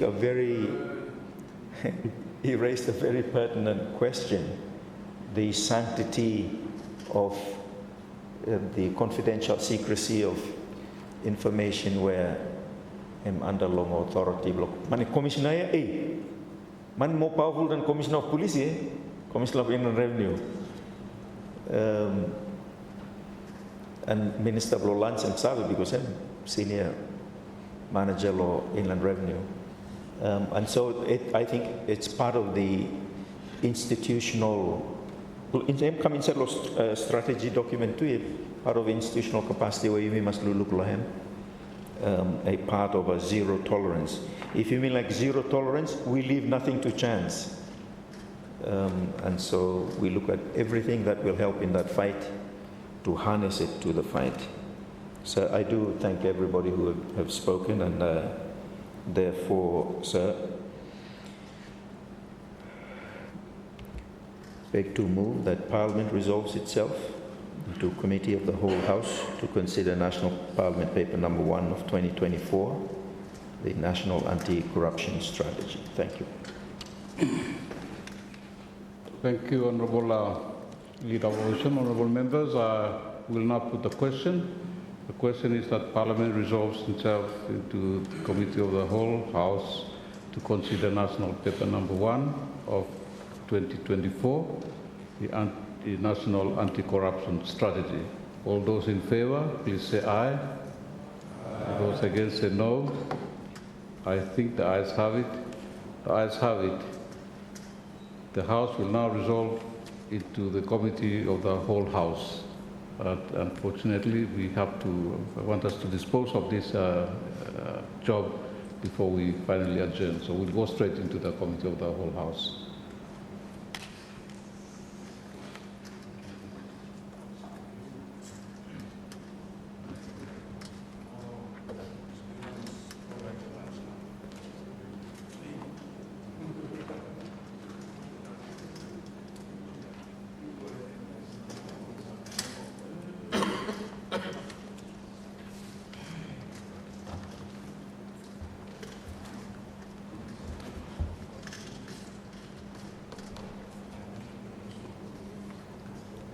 Thank you, honorable members. The paper before this, we're now in the committee of the whole. The paper before this National Parliament paper number 1 of 2024, the National Anti-Corruption Strategy. And before we go through the paper, I will wish to remind all members that debate may extend, as I mentioned earlier. There will be parts in the report on the pages where members can raise issues on as we go through. But the details are contained in the paper, and I will allow a few discussions on the paragraphs of this paper, but will not put any question or allow any amendment in relation to the paper. I propose that we go through the paper page by page, and there are 54 pages, but we only begin with page 6. If you have, please turn to page 6 of the report, and we start from there. We'll go page by page until we conclude by look through page number 54. So are there any member who wish to comment on the first page? Page 6. My apologies, page 6. Any member wish to comment on that page? Thank you, Honourable Leader of Opposition. Yeah, sorry, we not start to page 2. Garam this one nice ball of pixel there, no? We'll start today.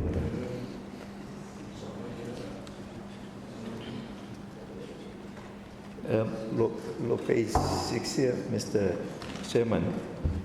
The issue that was raised, one of the speakers earlier raised, Lomo, that of course the focus of the strategy, this issue I think raised by Minister Blomo, Public Service earlier, you got the supply and demand, the demand for corrupt services and the supply of those services. And so,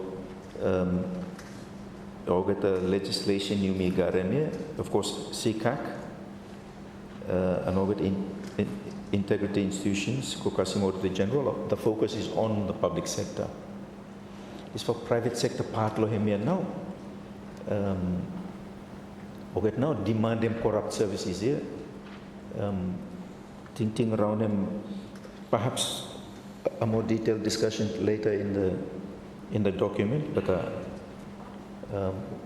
now thinking how we could tackle that beyond just having the penal code, for instance.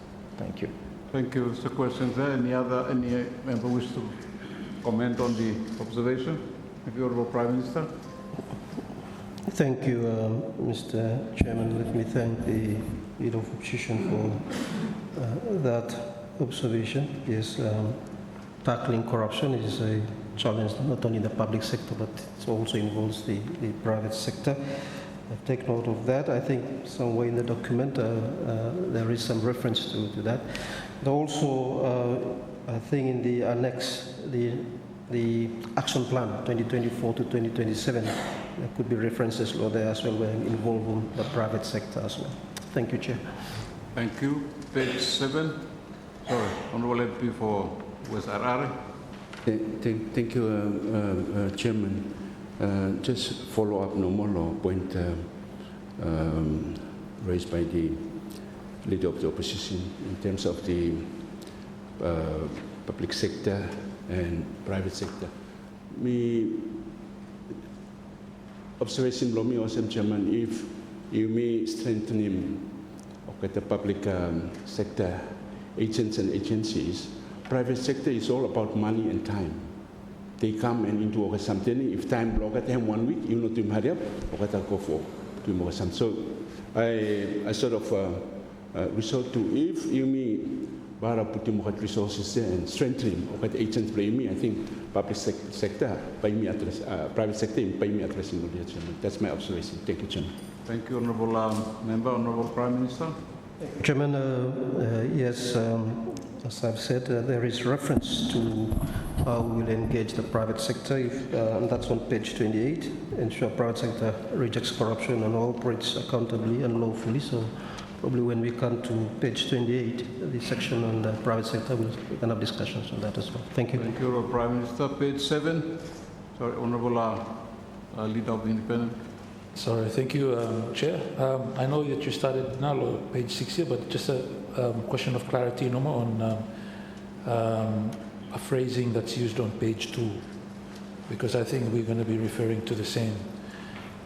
Page 2, Te Niwa Declaration. Is it supposed to be Te Niwa Vision, or is this something else? Te Niwa Declaration, because in the document it talks about a Te Niwa Vision. Page 2, last paragraph, third line down.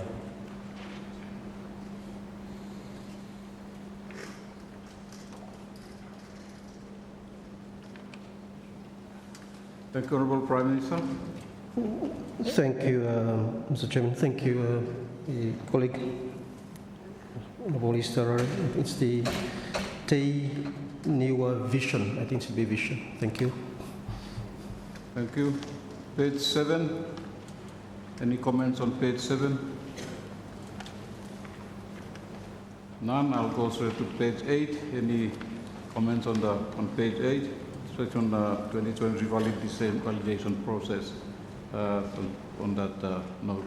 Any comments on that page 8? I see none. We'll go straight on to the next page, page 9. Context for corruption, that's covered there. Thank you, Honourable Leader of Opposition. Yeah, thank you, sir. Just in terms of look at the statistics here, 2/3 of respondents, 66%, Solomons think that levels of corruption in their governments had increased. If you go to last paragraph, first line more, I'm saying 2021 barometer also found that 90% of Solomons respondents thought corruption in the business sector is a big problem. I'm just thinking in terms of tracking this kind of course, the issues, law credibility, reliability, law data is one, but say if we leave that aside and assume that it's reliable, it would be good to track that over a period of time as the strategy unfolds. Is there a mechanism to do that? So you may look in that way, improving on some of these indices. Thank you. Thank you, Honourable Leader. Any member wish to comment on the observation? Honourable Prime Minister. Thank you, Chairman. I thank the Honourable Leader for that observation. I take note of that observation. We'll liaise with the CCAC in terms of tracking over a period of time the trends and the data and the statistics. Thank you. Thank you, Honourable Leader of the Independent Group. Thank you, Chair. Just on the second paragraph, and I think reference later, go for the third line here, ranking drop in the past few years from 70, IMI this time, IMI 77 now. So we're getting a bit more worse there. According to this perception index, corruption perception index. I'm just asking them whether there's a policy to try and reverse that trend. Instead of dropping here, GNAT sets a strong policy to say that we need to come back at least back to 70 or better, and then put that as an overhead policy whereby everybody works towards that fella ranking not getting worse but actually getting better. Is there a policy like that? Thank you. Thank you, Honourable Prime Minister. Thank you, Mr. Chairman. Let me thank my dear colleague, the MP for East Arara, for that. This is the whole purpose of the strategy and the action plans to improve our standing on the anti-corruption. So that's the importance of the strategy, especially the action, the various efforts that we will be undertaking. These are all geared towards reducing corruption in Solomon Islands and therefore improving our standing. Thank you, Chair. Thank you, Honourable Prime Minister. Honourable Leader of the Independent Group. Thank you for that. Just to get it, so there's no particular target. It's just to reduce it. Yeah, I think that's the understanding I have. So the idea is just to reduce from 77, come back, but we don't have a set ranking whether we want to achieve. Thank you. Thank you, Honourable Prime Minister. Thank you, Chairman. Let me thank the Honourable colleague. Yes, the target is if we can do much better than where we are now. We cannot really say the exact number ranking, but we will do our best to ensure that we improve from where we are at the moment. Thank you. Thank you. Honorable Leader of Independent. Thank you. I appreciate that, because I think if you look at the whole index and the Pacific Islands that are there, you mean number 2 here. No good ones. So idea now is that you may move back to number 3 or 4, so that we start to see improvements there. And I think it's good to see what the nearest number 3 if we may overtake him. Kind of. I think when we have a strategy, since we're talking about a strategy document, you have that clear strategy in terms of who the next one we must go back down. If it's Fiji, we beat Fiji next time, or something or something. Otherwise, you make a big problem. And that's something we don't want. Thank you. Okay, thank you. Honorable Prime Minister. Thank you, Chairman. We take note of that, and I hope that once we effectively or successfully implemented all the activities that are attached to this, we hope that we will be there in improving and going forward. So yes, as much as we would like to improve, but let's work on implementing the various activities that are in the action plan, and hopefully we will overtake other countries within the region and improve on the index that have been given to us. Of course, there are also some disputes as to how TSI comes up with a listing of the perceived or perception strategies, but that's for them. For us is to see how we can do well in terms of implementing and carrying out the action plan 2024 to 2027. Thank you, Chair. Thank you. Honorable MP for Small Malaitan. Thank you, Mr. Chairman. Me want to say if you may got any influence over this sort of sample where to go come use him. Because kind of whether you may improve or you may not improve him depends on sample. Either they are asking the same people, or if sample him change all the time, you may see the numbers of them stop normal. But I don't know whether we have any influence on this sample that will come became. Thank you. Thank you, Honorable Prime Minister. Thank you, Chairman. Thank you, Honourable Member for Small Malaitan on that. Now, sampling is done by Transparency International, and we do not have any influence on that. It's a NGO, and I understand normally, well, I have not read reports on this, but I've heard that sometimes TSI just call into the country, interview 50 to 60 people, get them view blogger, and then put him come rating blogger. We don't have that influence in that process. It would have been better, I guess, to do a much more wider survey in terms of sampling, so that we come up with a better reflection of where we actually are. But normally, what I've heard, TSI just make a call from Germany or from Vienna or wherever, ask about 40 to 50 people, get their views, and then how to put in listing or ranking. Thank you, Chair. Thank you. Page 10. Sorry, Honorable. Yeah, page 10. Honorable page 10, 11, 12, every page. Just a suggestion for tool for helping you me a little bit longer public sector, including SOEs perhaps. Some kind of tool perhaps developed by SICAC or Olketa Integrity Institutions below me, so that or get a checklist of things that they do, and attitude and training and institutional capacity, so that over time, a number of years, or get to move up the scale in terms of their anti-corruption attitude. This was zero tolerance attitude we may talk about. We should develop one for ourselves, for all public agencies, government and SOEs. So is Arara say number one now highest or number one or lowest? Or number one or lowest? I was going to say let's aim for number one, but if number one lowest or something, so perhaps like 10 to 1 or something else then.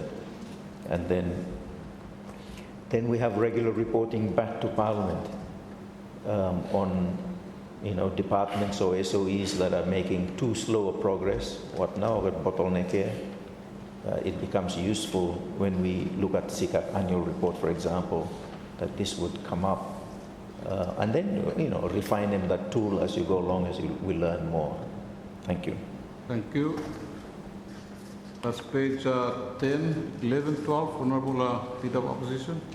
Thank you, Chair.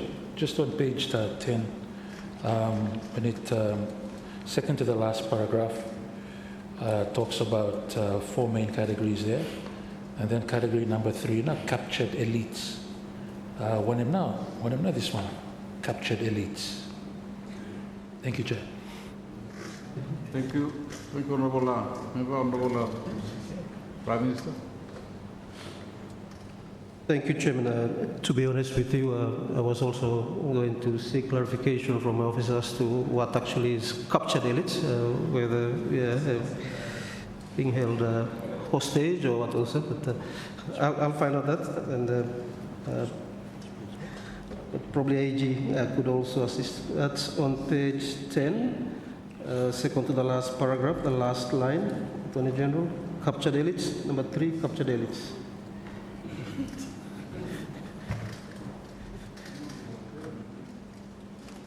We'll seek clarification, Mr. Chairman, and get back to you on this. Thank you. Thank you. Page 10, 11, 12.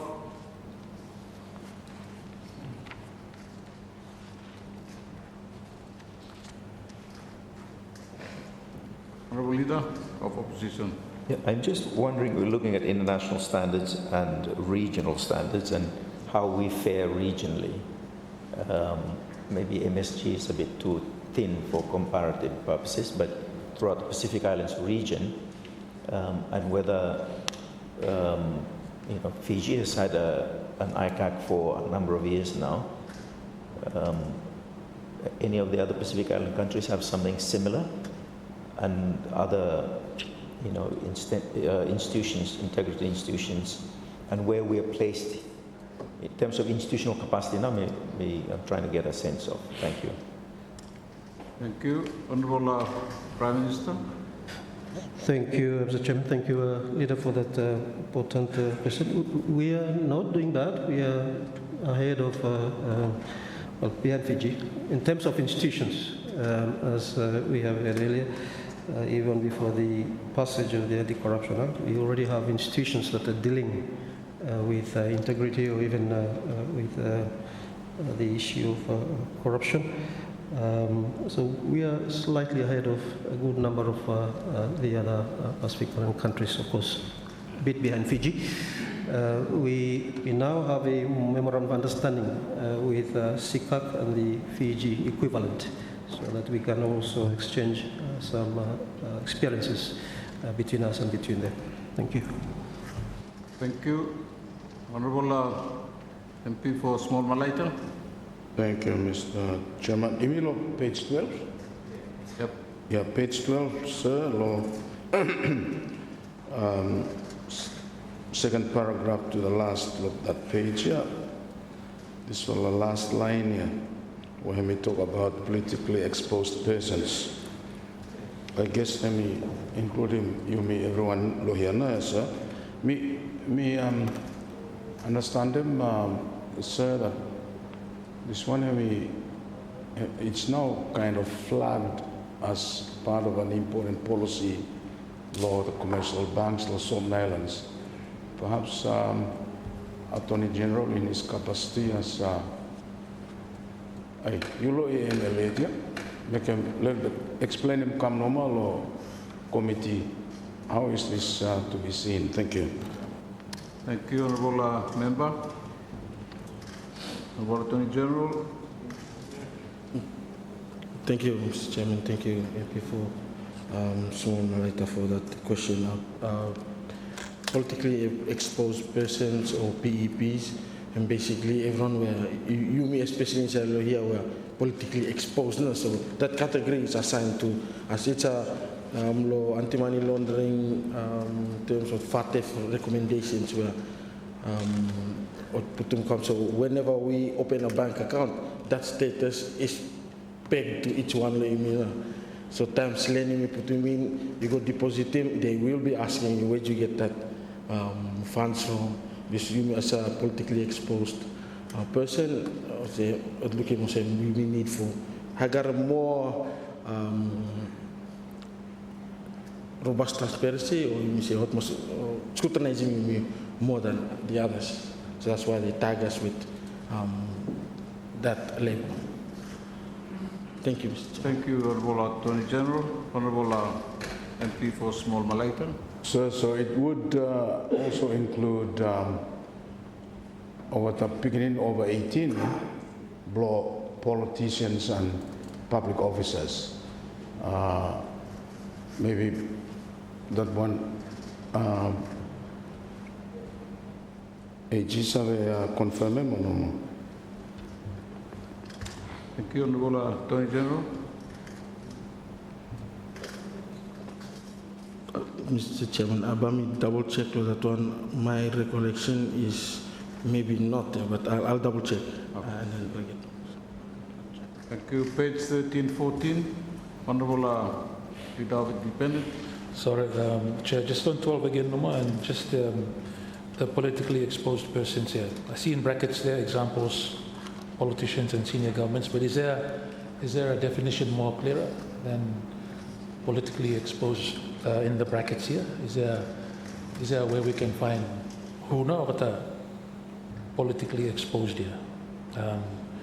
I see in the brackets here no more politicians and senior government officials. Second paragraph to the end. But I just wanted to ask if there's other elaboration of that for us, our context in particular, or is this a standard all across the world? Thank you. Thank you, Honourable Member. Definition, sorry. Honourable Minister of Finance. Cover more beginning to it, because every children, you know, as long as you got him names on the wire, no or not entertain him now. I'm awesome. So you're all politically exposed person. So I think what definition is we include them, you, me, and I begin doing as well. So as long as you got them names. Yeah, under 18. Yeah, under 18 maybe. But me, over 18 now, he's running his own business. And also when he's not able to transfer money from Australia. So I think what the targeting me family of Minnesota. Thank you. Thank you, Honourable Minister. Yeah, Honourable Leader. Yeah, this one here, on correct. I mean, not correct, but on our problem, we're raising already this one. I mean, we do want to fight corruption. We want to stop money laundering and all that. But money punishing full classroom for one month no and down them traces blame.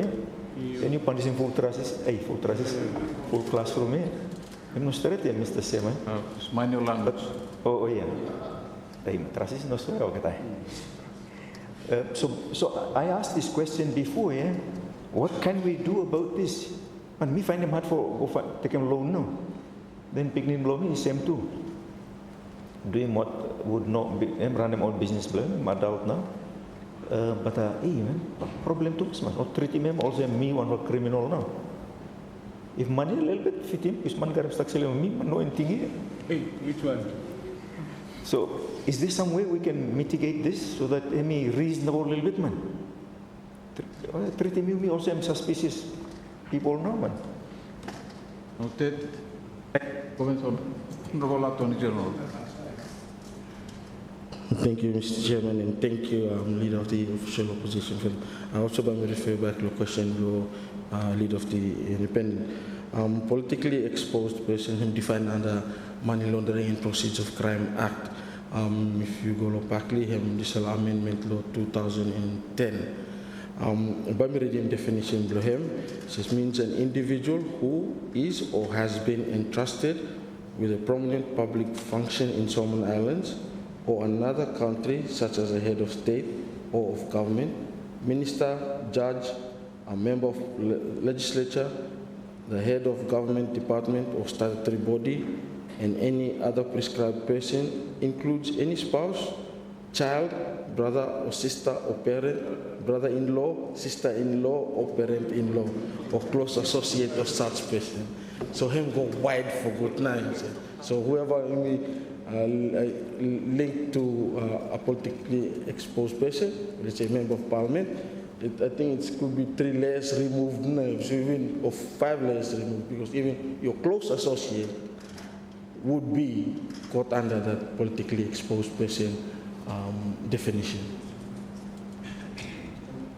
Thank you. Attorney General. But that is dealt under with the Money Laundering and Proceeds Act. That one as well. Thank you. Thank you. Honorable MP for Small Malaita. Thank you, Mr. Chairman. This is probably a subject for another day, but another time. So by we must make him another time for him debate him this one. Yeah, thank you. Him affect him plan lo yumi.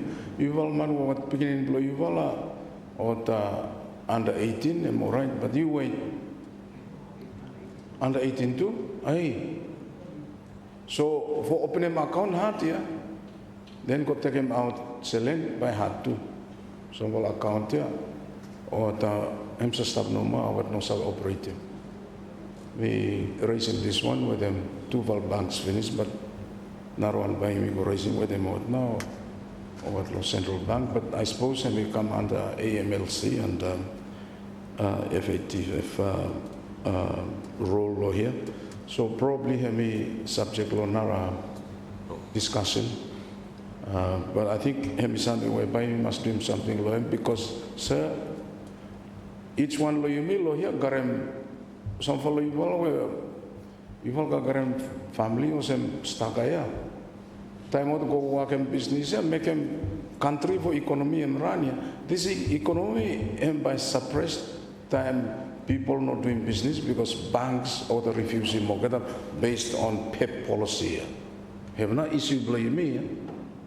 What man by like for random so one and by him happy everybody will go underground. In other words, this fella non-financial or I mean this kind of activity we have no inside law records have not by high have no fear below me.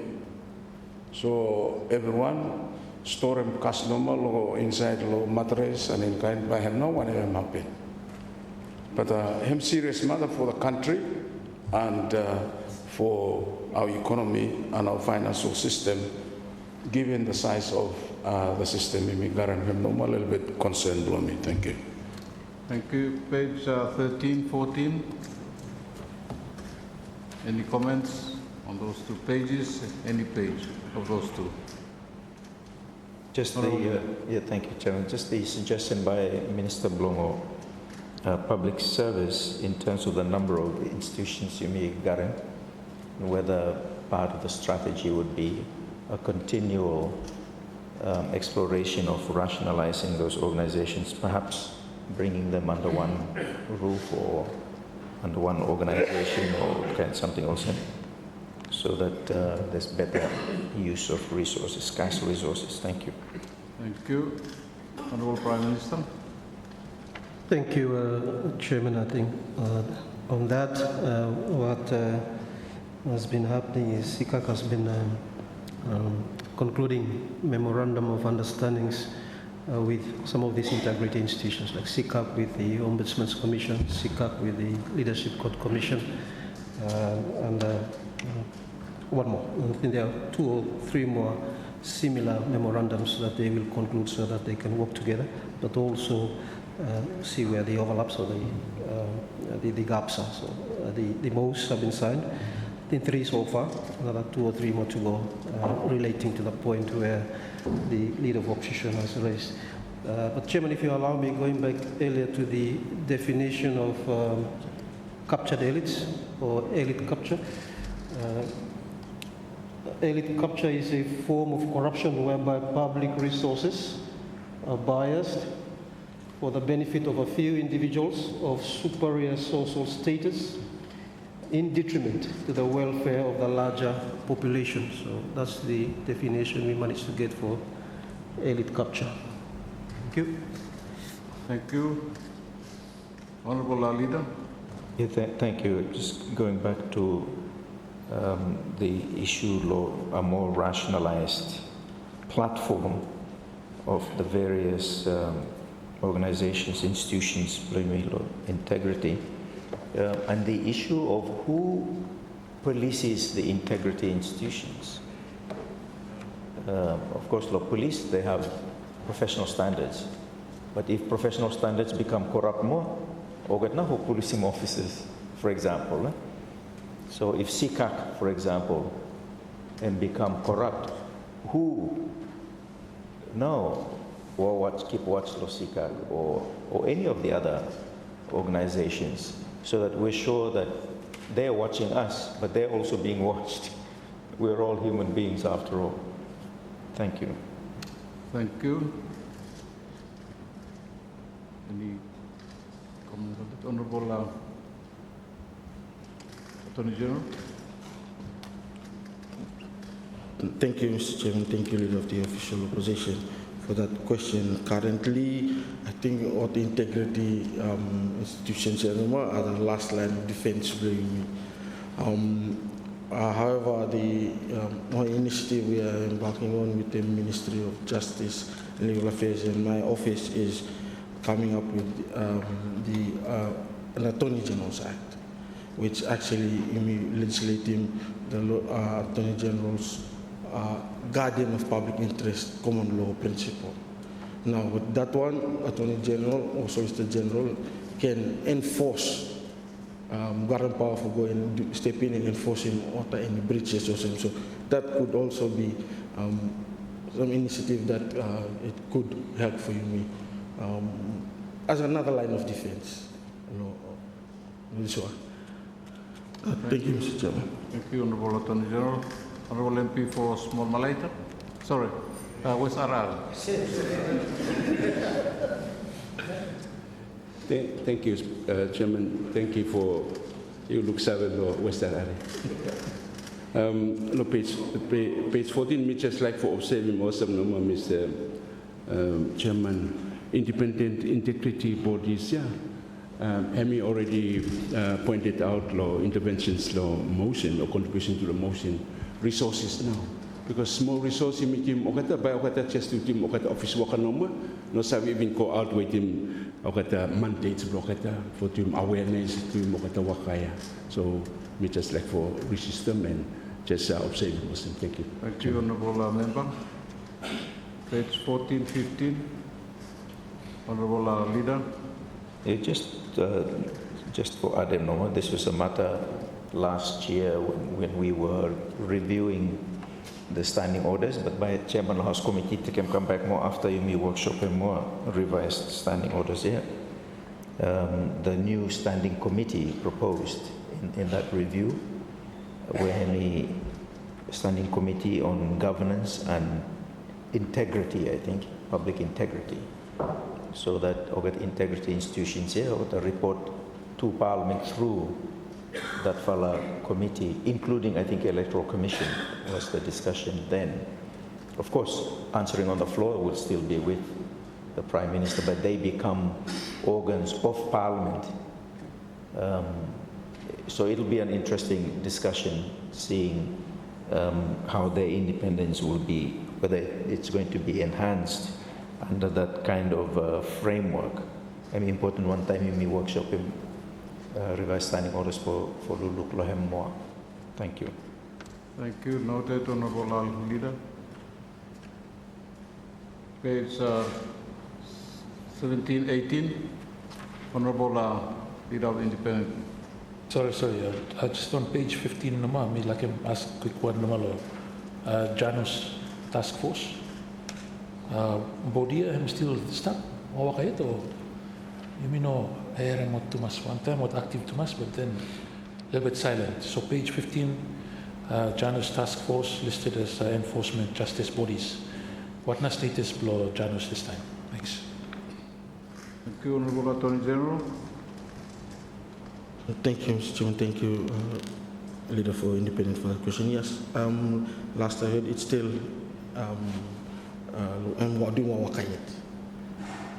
Thank you, Mr. Chairman. Thank you. Page 16, 17. Honorable Leader. Yeah, thank you, sir. Just last paragraph of 16 here, what provincial ordinances reviewed and revised to align them with national anti-corruption laws. How much of that work has been done, and how much of that work could be like application of national law overall would mitigate against the need something once you go revising every provincial ordinance man by director go boleh nothing no more kalau provincial law something here Mr. Chairman. Comments, Honourable Prime Minister. Thank you, Mr. Chairman, and thank you, Leader of Opposition, for that observation and that comment. Is that's one of the intentions to see if provincial government ordinances could also be aligned in terms of anti-corruption, the fight against anti-corruption where appropriate. And I think that's covered somewhere in the action plan that is attached at the end. Thank you. Thank you. Page 17 in particular, I think the issue that was raised today with regards to the cultural 17, that's covered under page 17 on the cultural obligations.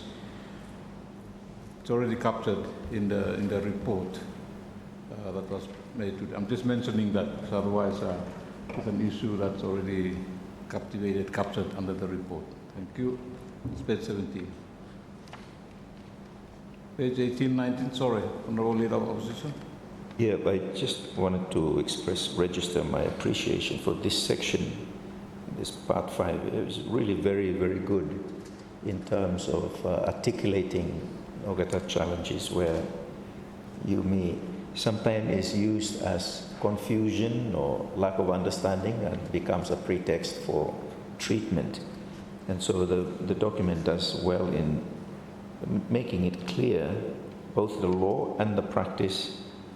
And I think in terms of cultural obligations, because this is where we're most vulnerable,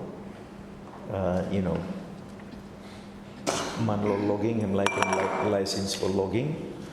So him go to commissioner or go to minister or PS or, an official, and to get his way, him he give, this one no collapse in here, this one flen, kind of, yeah? Ma custom through here, hey, man, you flen, you giving me something, ma you flen through here, or same. So therefore, we must reciprocate. So I think there is need to, and people believe can be genuinely like thinking, no, they're not corrupt. They just think, hey, good money, you giving me, helping me, or same. So there is need for a little bit more education and awareness. And I'm thinking in terms of the positions where officials, both elected and appointed, are exercising powers, discretionary powers, and licensing responsibilities, that before they assume those responsibilities or at the early stages of appointment, that they go through some specific training to disabuse them, to disarm them, to deconfuse them. Forgot looking clear boundary localsa and also public responsibility, trusteeship and also and the law and also. So bar clear straight now, so that there is absolutely no excuse for anybody exercising public offices from saying, hey, custom money I'm giving me, so me help him also. Thank you, sir. Thank you, Honourable Leader.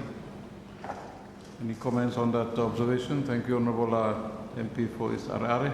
Thank you, Chair. Just on page 17, cultural obligations, last paragraph or last sentence, and the use of defence of according to custom in that particular context. I think you can use culture as defence.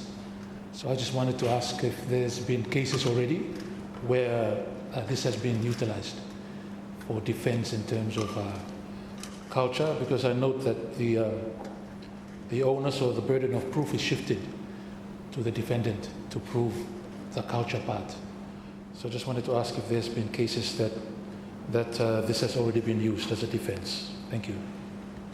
Thank you. Honourable Attorney General. Thank you, Mr. Chairman. Thank you, leader of the independent group, for that question. Short answer, no wait. Thank you. Any further comments, Honorable Leader of Independent? Thank you. Just to note and welcome, same page, 53, low salaries and poor conditions of service. The last line again, which talks about part of the implementation. It will involve review and measures developed to address these problems of low salaries, I suppose. So I think that's a welcome kind of action-oriented sentence there.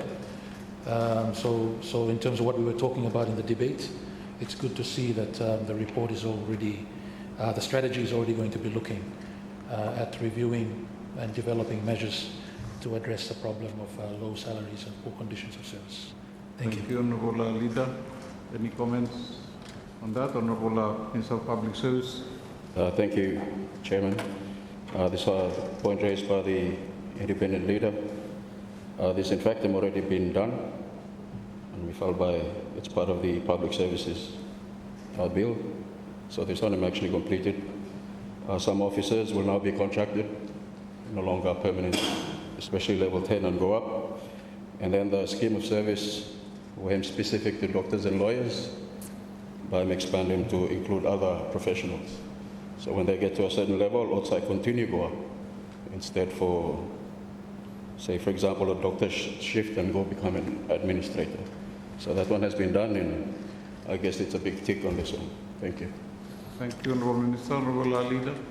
Thank you very much. It's very important. I just very much want to congratulate the Minister for doing this already. Just to ask, in terms of, is there special particular training for people who deal with money in terms of on a daily basis? I know that there's certain practices in certain countries that if you or somebody identified as dealing with money on a daily basis, you'd go through an extra training, and then some even sign an extra contract that if some was selling him loose, pay blue by deduct, or PS blue, not pay blue by deduct. I know in the United Nations they have this particular extra burden on those that have the responsibility to look at cash and sell and flow, operational level. Mr. Speaker, sir, I think, I don't know whether this is already happening, but I think it gives a level of obligation so that people know what they're dealing with money. If they're caught, it might be something that they do, sometimes accounting no more missing, that one might come out from salary. It happens in the UN that some people have the salary deducted when they go to conferences, pay DSA, sometimes, but Savala come back to accounting, DSA here missing. So end up now, that fella employee that they have never paid from. So those people are so protective of whatever they have with them because it's on them. So I just wanted to know whether that is something that's also being developed, because I think that helps. I know under our Finance Management Act, it's a PS, maybe not PS, but him also partly in terms of dealing with cash on an everyday basis and making sure accounting is done properly. Thank you. Thank you, Honorable Leader, Independent. Prime Minister. Thank you, Mr. Chairman. Thank you, Honorable Leader of Independent, for that. Not exactly in response to that, but one of the intentions of the strategy, one of the activities is for each public sector ministry or agency to have an integrity officer appointed for every ministry. And I hope that once he or she is appointed, depending, he or she will be given a job description as to what the integrity officer will cover. So we hope that that's something that could be reflected in his job description as well, as an integrity officer. Thank you, Chairman. Thank you, Honorable MP for Small Malaita. Thank you, Mr. Chairman. Law, page 18. Proper recording and accounting. By the way, two fala, same numbers, so I think one fala we crossing out. Action for tekemena mi like for ask question normal where him tell him as part of the action plan to implement this NAC's terms and conditions of the public servants will be reviewed. Me like Save, probably Minister Save explaining law committee what actions have already been taken and in terms of public servants, public service normal or other like nurses and police officers and teachers. Thank you. Thank you. Honourable Minister. Thank you, Chairman and MP for Small Malaita. So this fella review, yeah, it's drawing from two fella reports here. These two reports, it was conducted by the World Bank. This one is strengthening the foundation of remuneration reform in Solomons and also the Solomon Islands Public Expenditure Review. So this one will not feed into the Tola Review and part of the consultation of Tola for this for a public service bill. Teachers have their own commission, but they also work quite closely with MPSC, and some of the issues where you mentioned him also captured inside this for a bill, but I could get some detailed answers if that are needed. Thank you. Thank you, Honourable Minister. Page 19, 20. Any comments on those two pages? Honourable MP for East Arare and Leader of the Independent Group. Thank you, Chair. Just on page 19, last paragraph of 5.6, it talks about in Solomon Islands there's currently no law against fixing prices on public tenders. Just to seek some further clarification to this fellow's statement, here in terms of its practical application and in terms of in comparison with international standards, where perhaps there are laws against fixing prices on public tenders. Thanks. Thank you.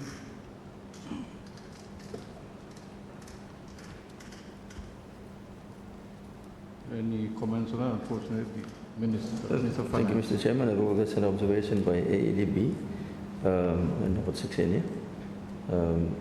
That statement of fact registered there no more in Solomon Islands. There is currently no law against fixing prices on public tenders. They bring up that is a very important issue for Imilukulam, so we need to address that one. You need to address it, but it's possible that people are actually doing that one with him if government contract them also we work with him fixing price now and also so they could inflate it and then extra one so I think that's where it comes from, Mr. Chairman. Thank you, Honourable Minister. Honourable Leader of Independent. Thank you. So the next logical question for me is what's the plan in terms of this particular issue, in terms of this strategy? Is there a plan in place in terms of trying to minimize that? Thank you. Thank you, Honourable Minister. Chairman, the strategy and the plan, so probably it's picked up there. This is discussions on all the weaknesses here. So I assume that it's picked up in the work plan, Mr. Chairman. Thank you, Honourable Minister. Page 9, 21, 22. Honourable Member for Small Malaita. Thank you, Mr. Chairman. Look, page 20 at the bottom, 5.8, excessive claims and misuse of public properties. Me, like Savanoma or some what now, you may plan for doing, because this is a very, very huge problem along our country, below you me, where vehicles, outboard motors, or the house and any concern also were stuck outside law. Anyone law, Honiara Luluk law, whether this is a source of loss or expenditure, high law, this one, yeah.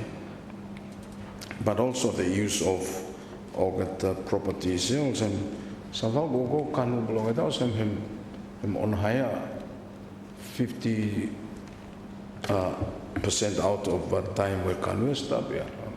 Or public officer, agriculture officer, or get fisheries officer. Would hire him out every output motenoma, Mr. Chairman. So everyone could pay. Selena, of course, I'm going to him. But this is a big problem. Me want to say what are we doing with this, and whether can something also me encourage officers or other officers for using this whistleblower for a little bit mitigating problem. Thank you, Mr. Chairman. Thank you, Honourable Member. Honourable, Chairman, we could do that as well, and I think the proposal under this strategy is also to place integrity officers throughout government ministries, and some of the terms of reference will probably extend to look at issues like that, Mr. Chairman. thank you, Honourable Minister. Any other comments on those 2 pages? Otherwise, page 23, 24.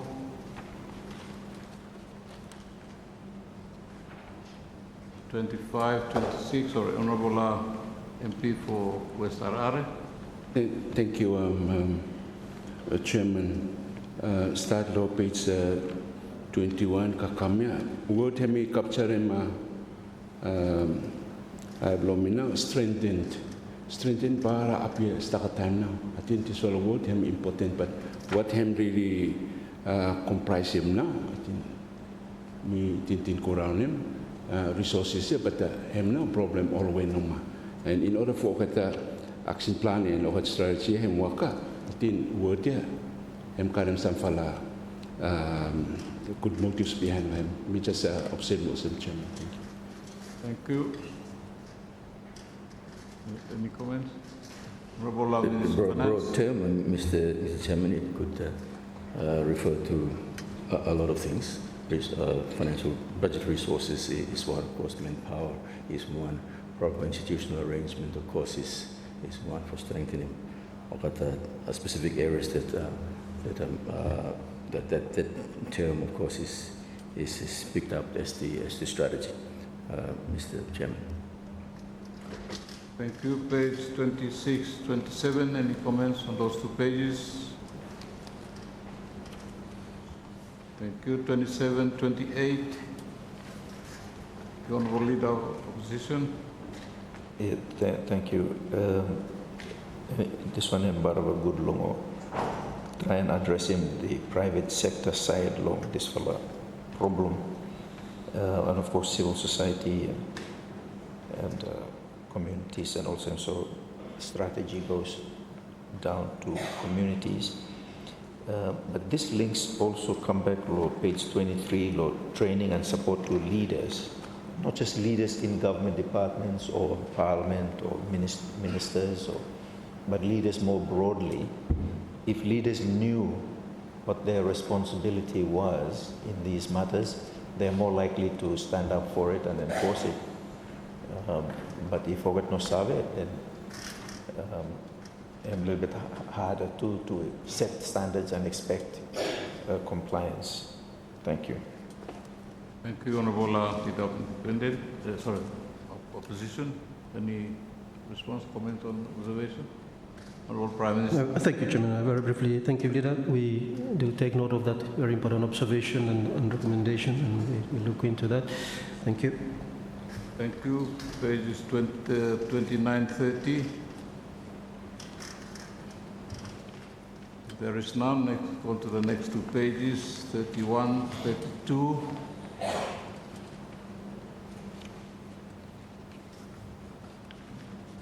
There is none. Straight on to the next 2 pages, 33, 34.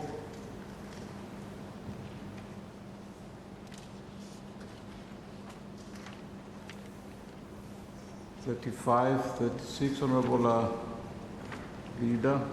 Yeah, just a note to ourselves, to the House Committee, to make sure that the revised standing orders and this new standing committee on governance and integrity that any link in seamlessly into the strategy so that in terms of reference blame enabling more periodical review of waka blota integrity institutions. Thank you. Thank you. Noted, Honorable Leader. The next pages are actually annexes to the pages that we already covered. But if you would like to, we go on page by page also. With page 36, the National Anti-Corruption Strategy Action Plan 2024 to 2021. And it goes on to, this is a whole annex to... Sorry, apologies. Part of the class is not working reading that 2024 to 2027. Any comments on those pages? Let me take it page 20, page 36, 37, 38. Honorable Leader of the Independent Group. Thank you, Chair. Just on the first one, no more in terms of the description of the measure, enact amendments to the Anti-Corruption Act. In terms of some of the things that were brought up during the debate, definitions, and all of that, would this be a space where perhaps in the review to also relook at some of that as well? Thank you. Thank you. Honorable Prime Minister. Thank you, Chairman. Yes, certainly we'll look at some of those observations and the comments that were raised during the course of the debate today, including in terms of definitions where the current definition is sufficient enough or is too restricted. So these are some of the areas that CCAC will be looking at. Thank you. Thank you.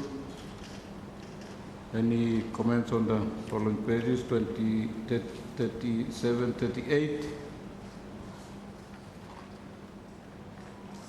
Thank you, Honorable Leader of Independent Group.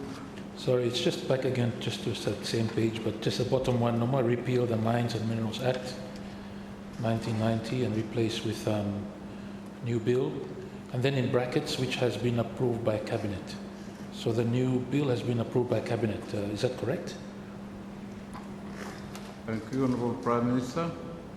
Oh, sorry, Honorable Deputy Prime Minister, Minister of Mines and Energy. Chair, thank you. So the bill is submitted Parliament yesterday. I'm about to finish, and then we'll bring to Parliament on the November sitting. Thank you. Thank you, Honorable Minister. Any comments more on those pages, page 37, 38?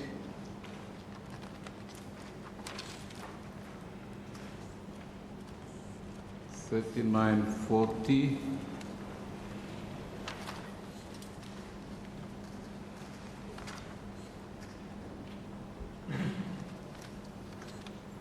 $41.42.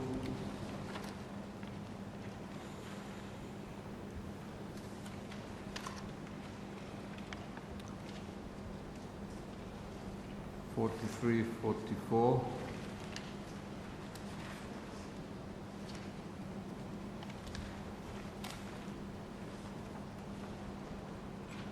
$45.46. Honorable MP for West Harare, would like to go forward or backtrack? Both, That's okay. Chairman, we go backwards and we go forward. Yeah. We are up to page 46. Thank you. It's just a general comment.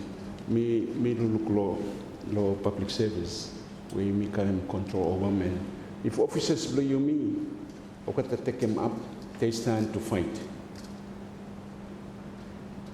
corruption, incentives blocked, promotion, award, and now me look like him. Make him what man on him. Or say now that if you work up you also help to be anti-corruption, then this one now that I want to you as a public officer. We have promoted you, Kasim level awesome now. Thank you, Chairman. Thank you, Honorable Member. Honorable Minister of Public Service. Thank you. Chair, and thank you, MP for Sarare.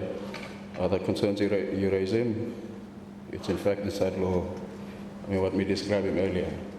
When we got him on different streams of what are classification of jobs. And then about contracted, they are no longer full-time. So once we do that, then we'll have a performance review process that you may always check him against him, or what a job description against him, what they're doing, and perhaps reward them along the way. But as contracted officers, you either you perform, you should continue. If you don't, then there's room for you exit. Not the same for the fixed ones. So I suppose that's how you may address him inside of this colonial bill, is you may put him a lot of these officers on contract, especially the senior ones. Thank you. Thank you, Honourable Minister. Honourable Leader of the Independent Group. Thank you, Chair. Just on 46, on the top there, increase accountability and transparency of royalty payments. So it talks about increasing it. So currently there must be some accountability and transparency of this already. Who is doing this one? Thank you. Thank you. Honourable Deputy Prime Minister. Yep. Minister of Mines. What page 46? Oh, the Page 46, top Chair. of the page. Top left. Top left. And the question again, if I may, Chair, is it talks about increase. So it means that accountability is already there, but we need to increase it. Increase accountability and transparency of royalty payments. I'm just asking who is currently doing this accountability and transparency work. Thank you. Thank you, Honourable Minister. Chair, thank you again, MP. So the whole bill containing the increase here. It will come and then discuss in November. Thank you. Thank you. Page 47, 48.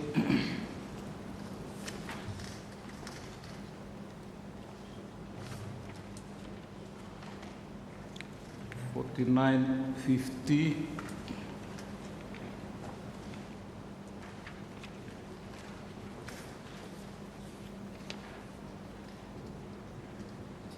'51, 52.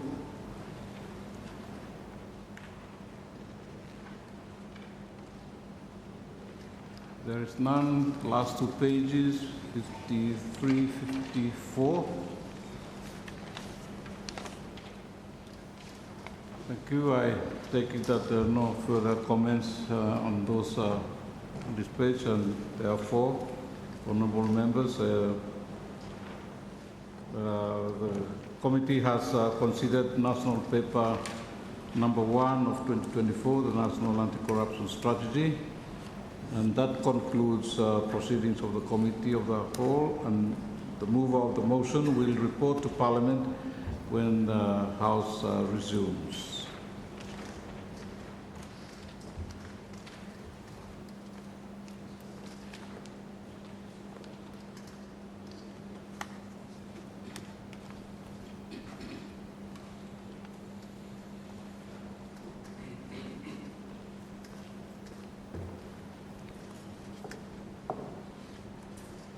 Thank you. Parliament is now resumed.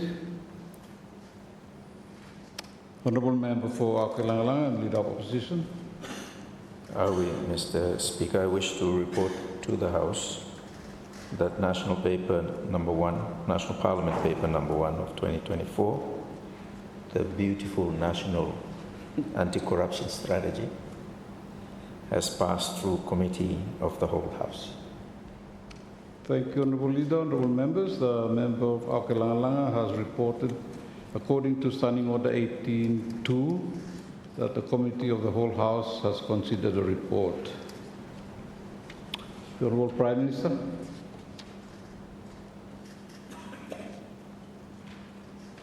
Speaker, I move that Parliament do now adjourn. Thank you, Honourable Prime Minister. Honourable Members, the question is that Parliament do now adjourn. Will those in favour, please say aye. All those against say no. I think the ayes have it.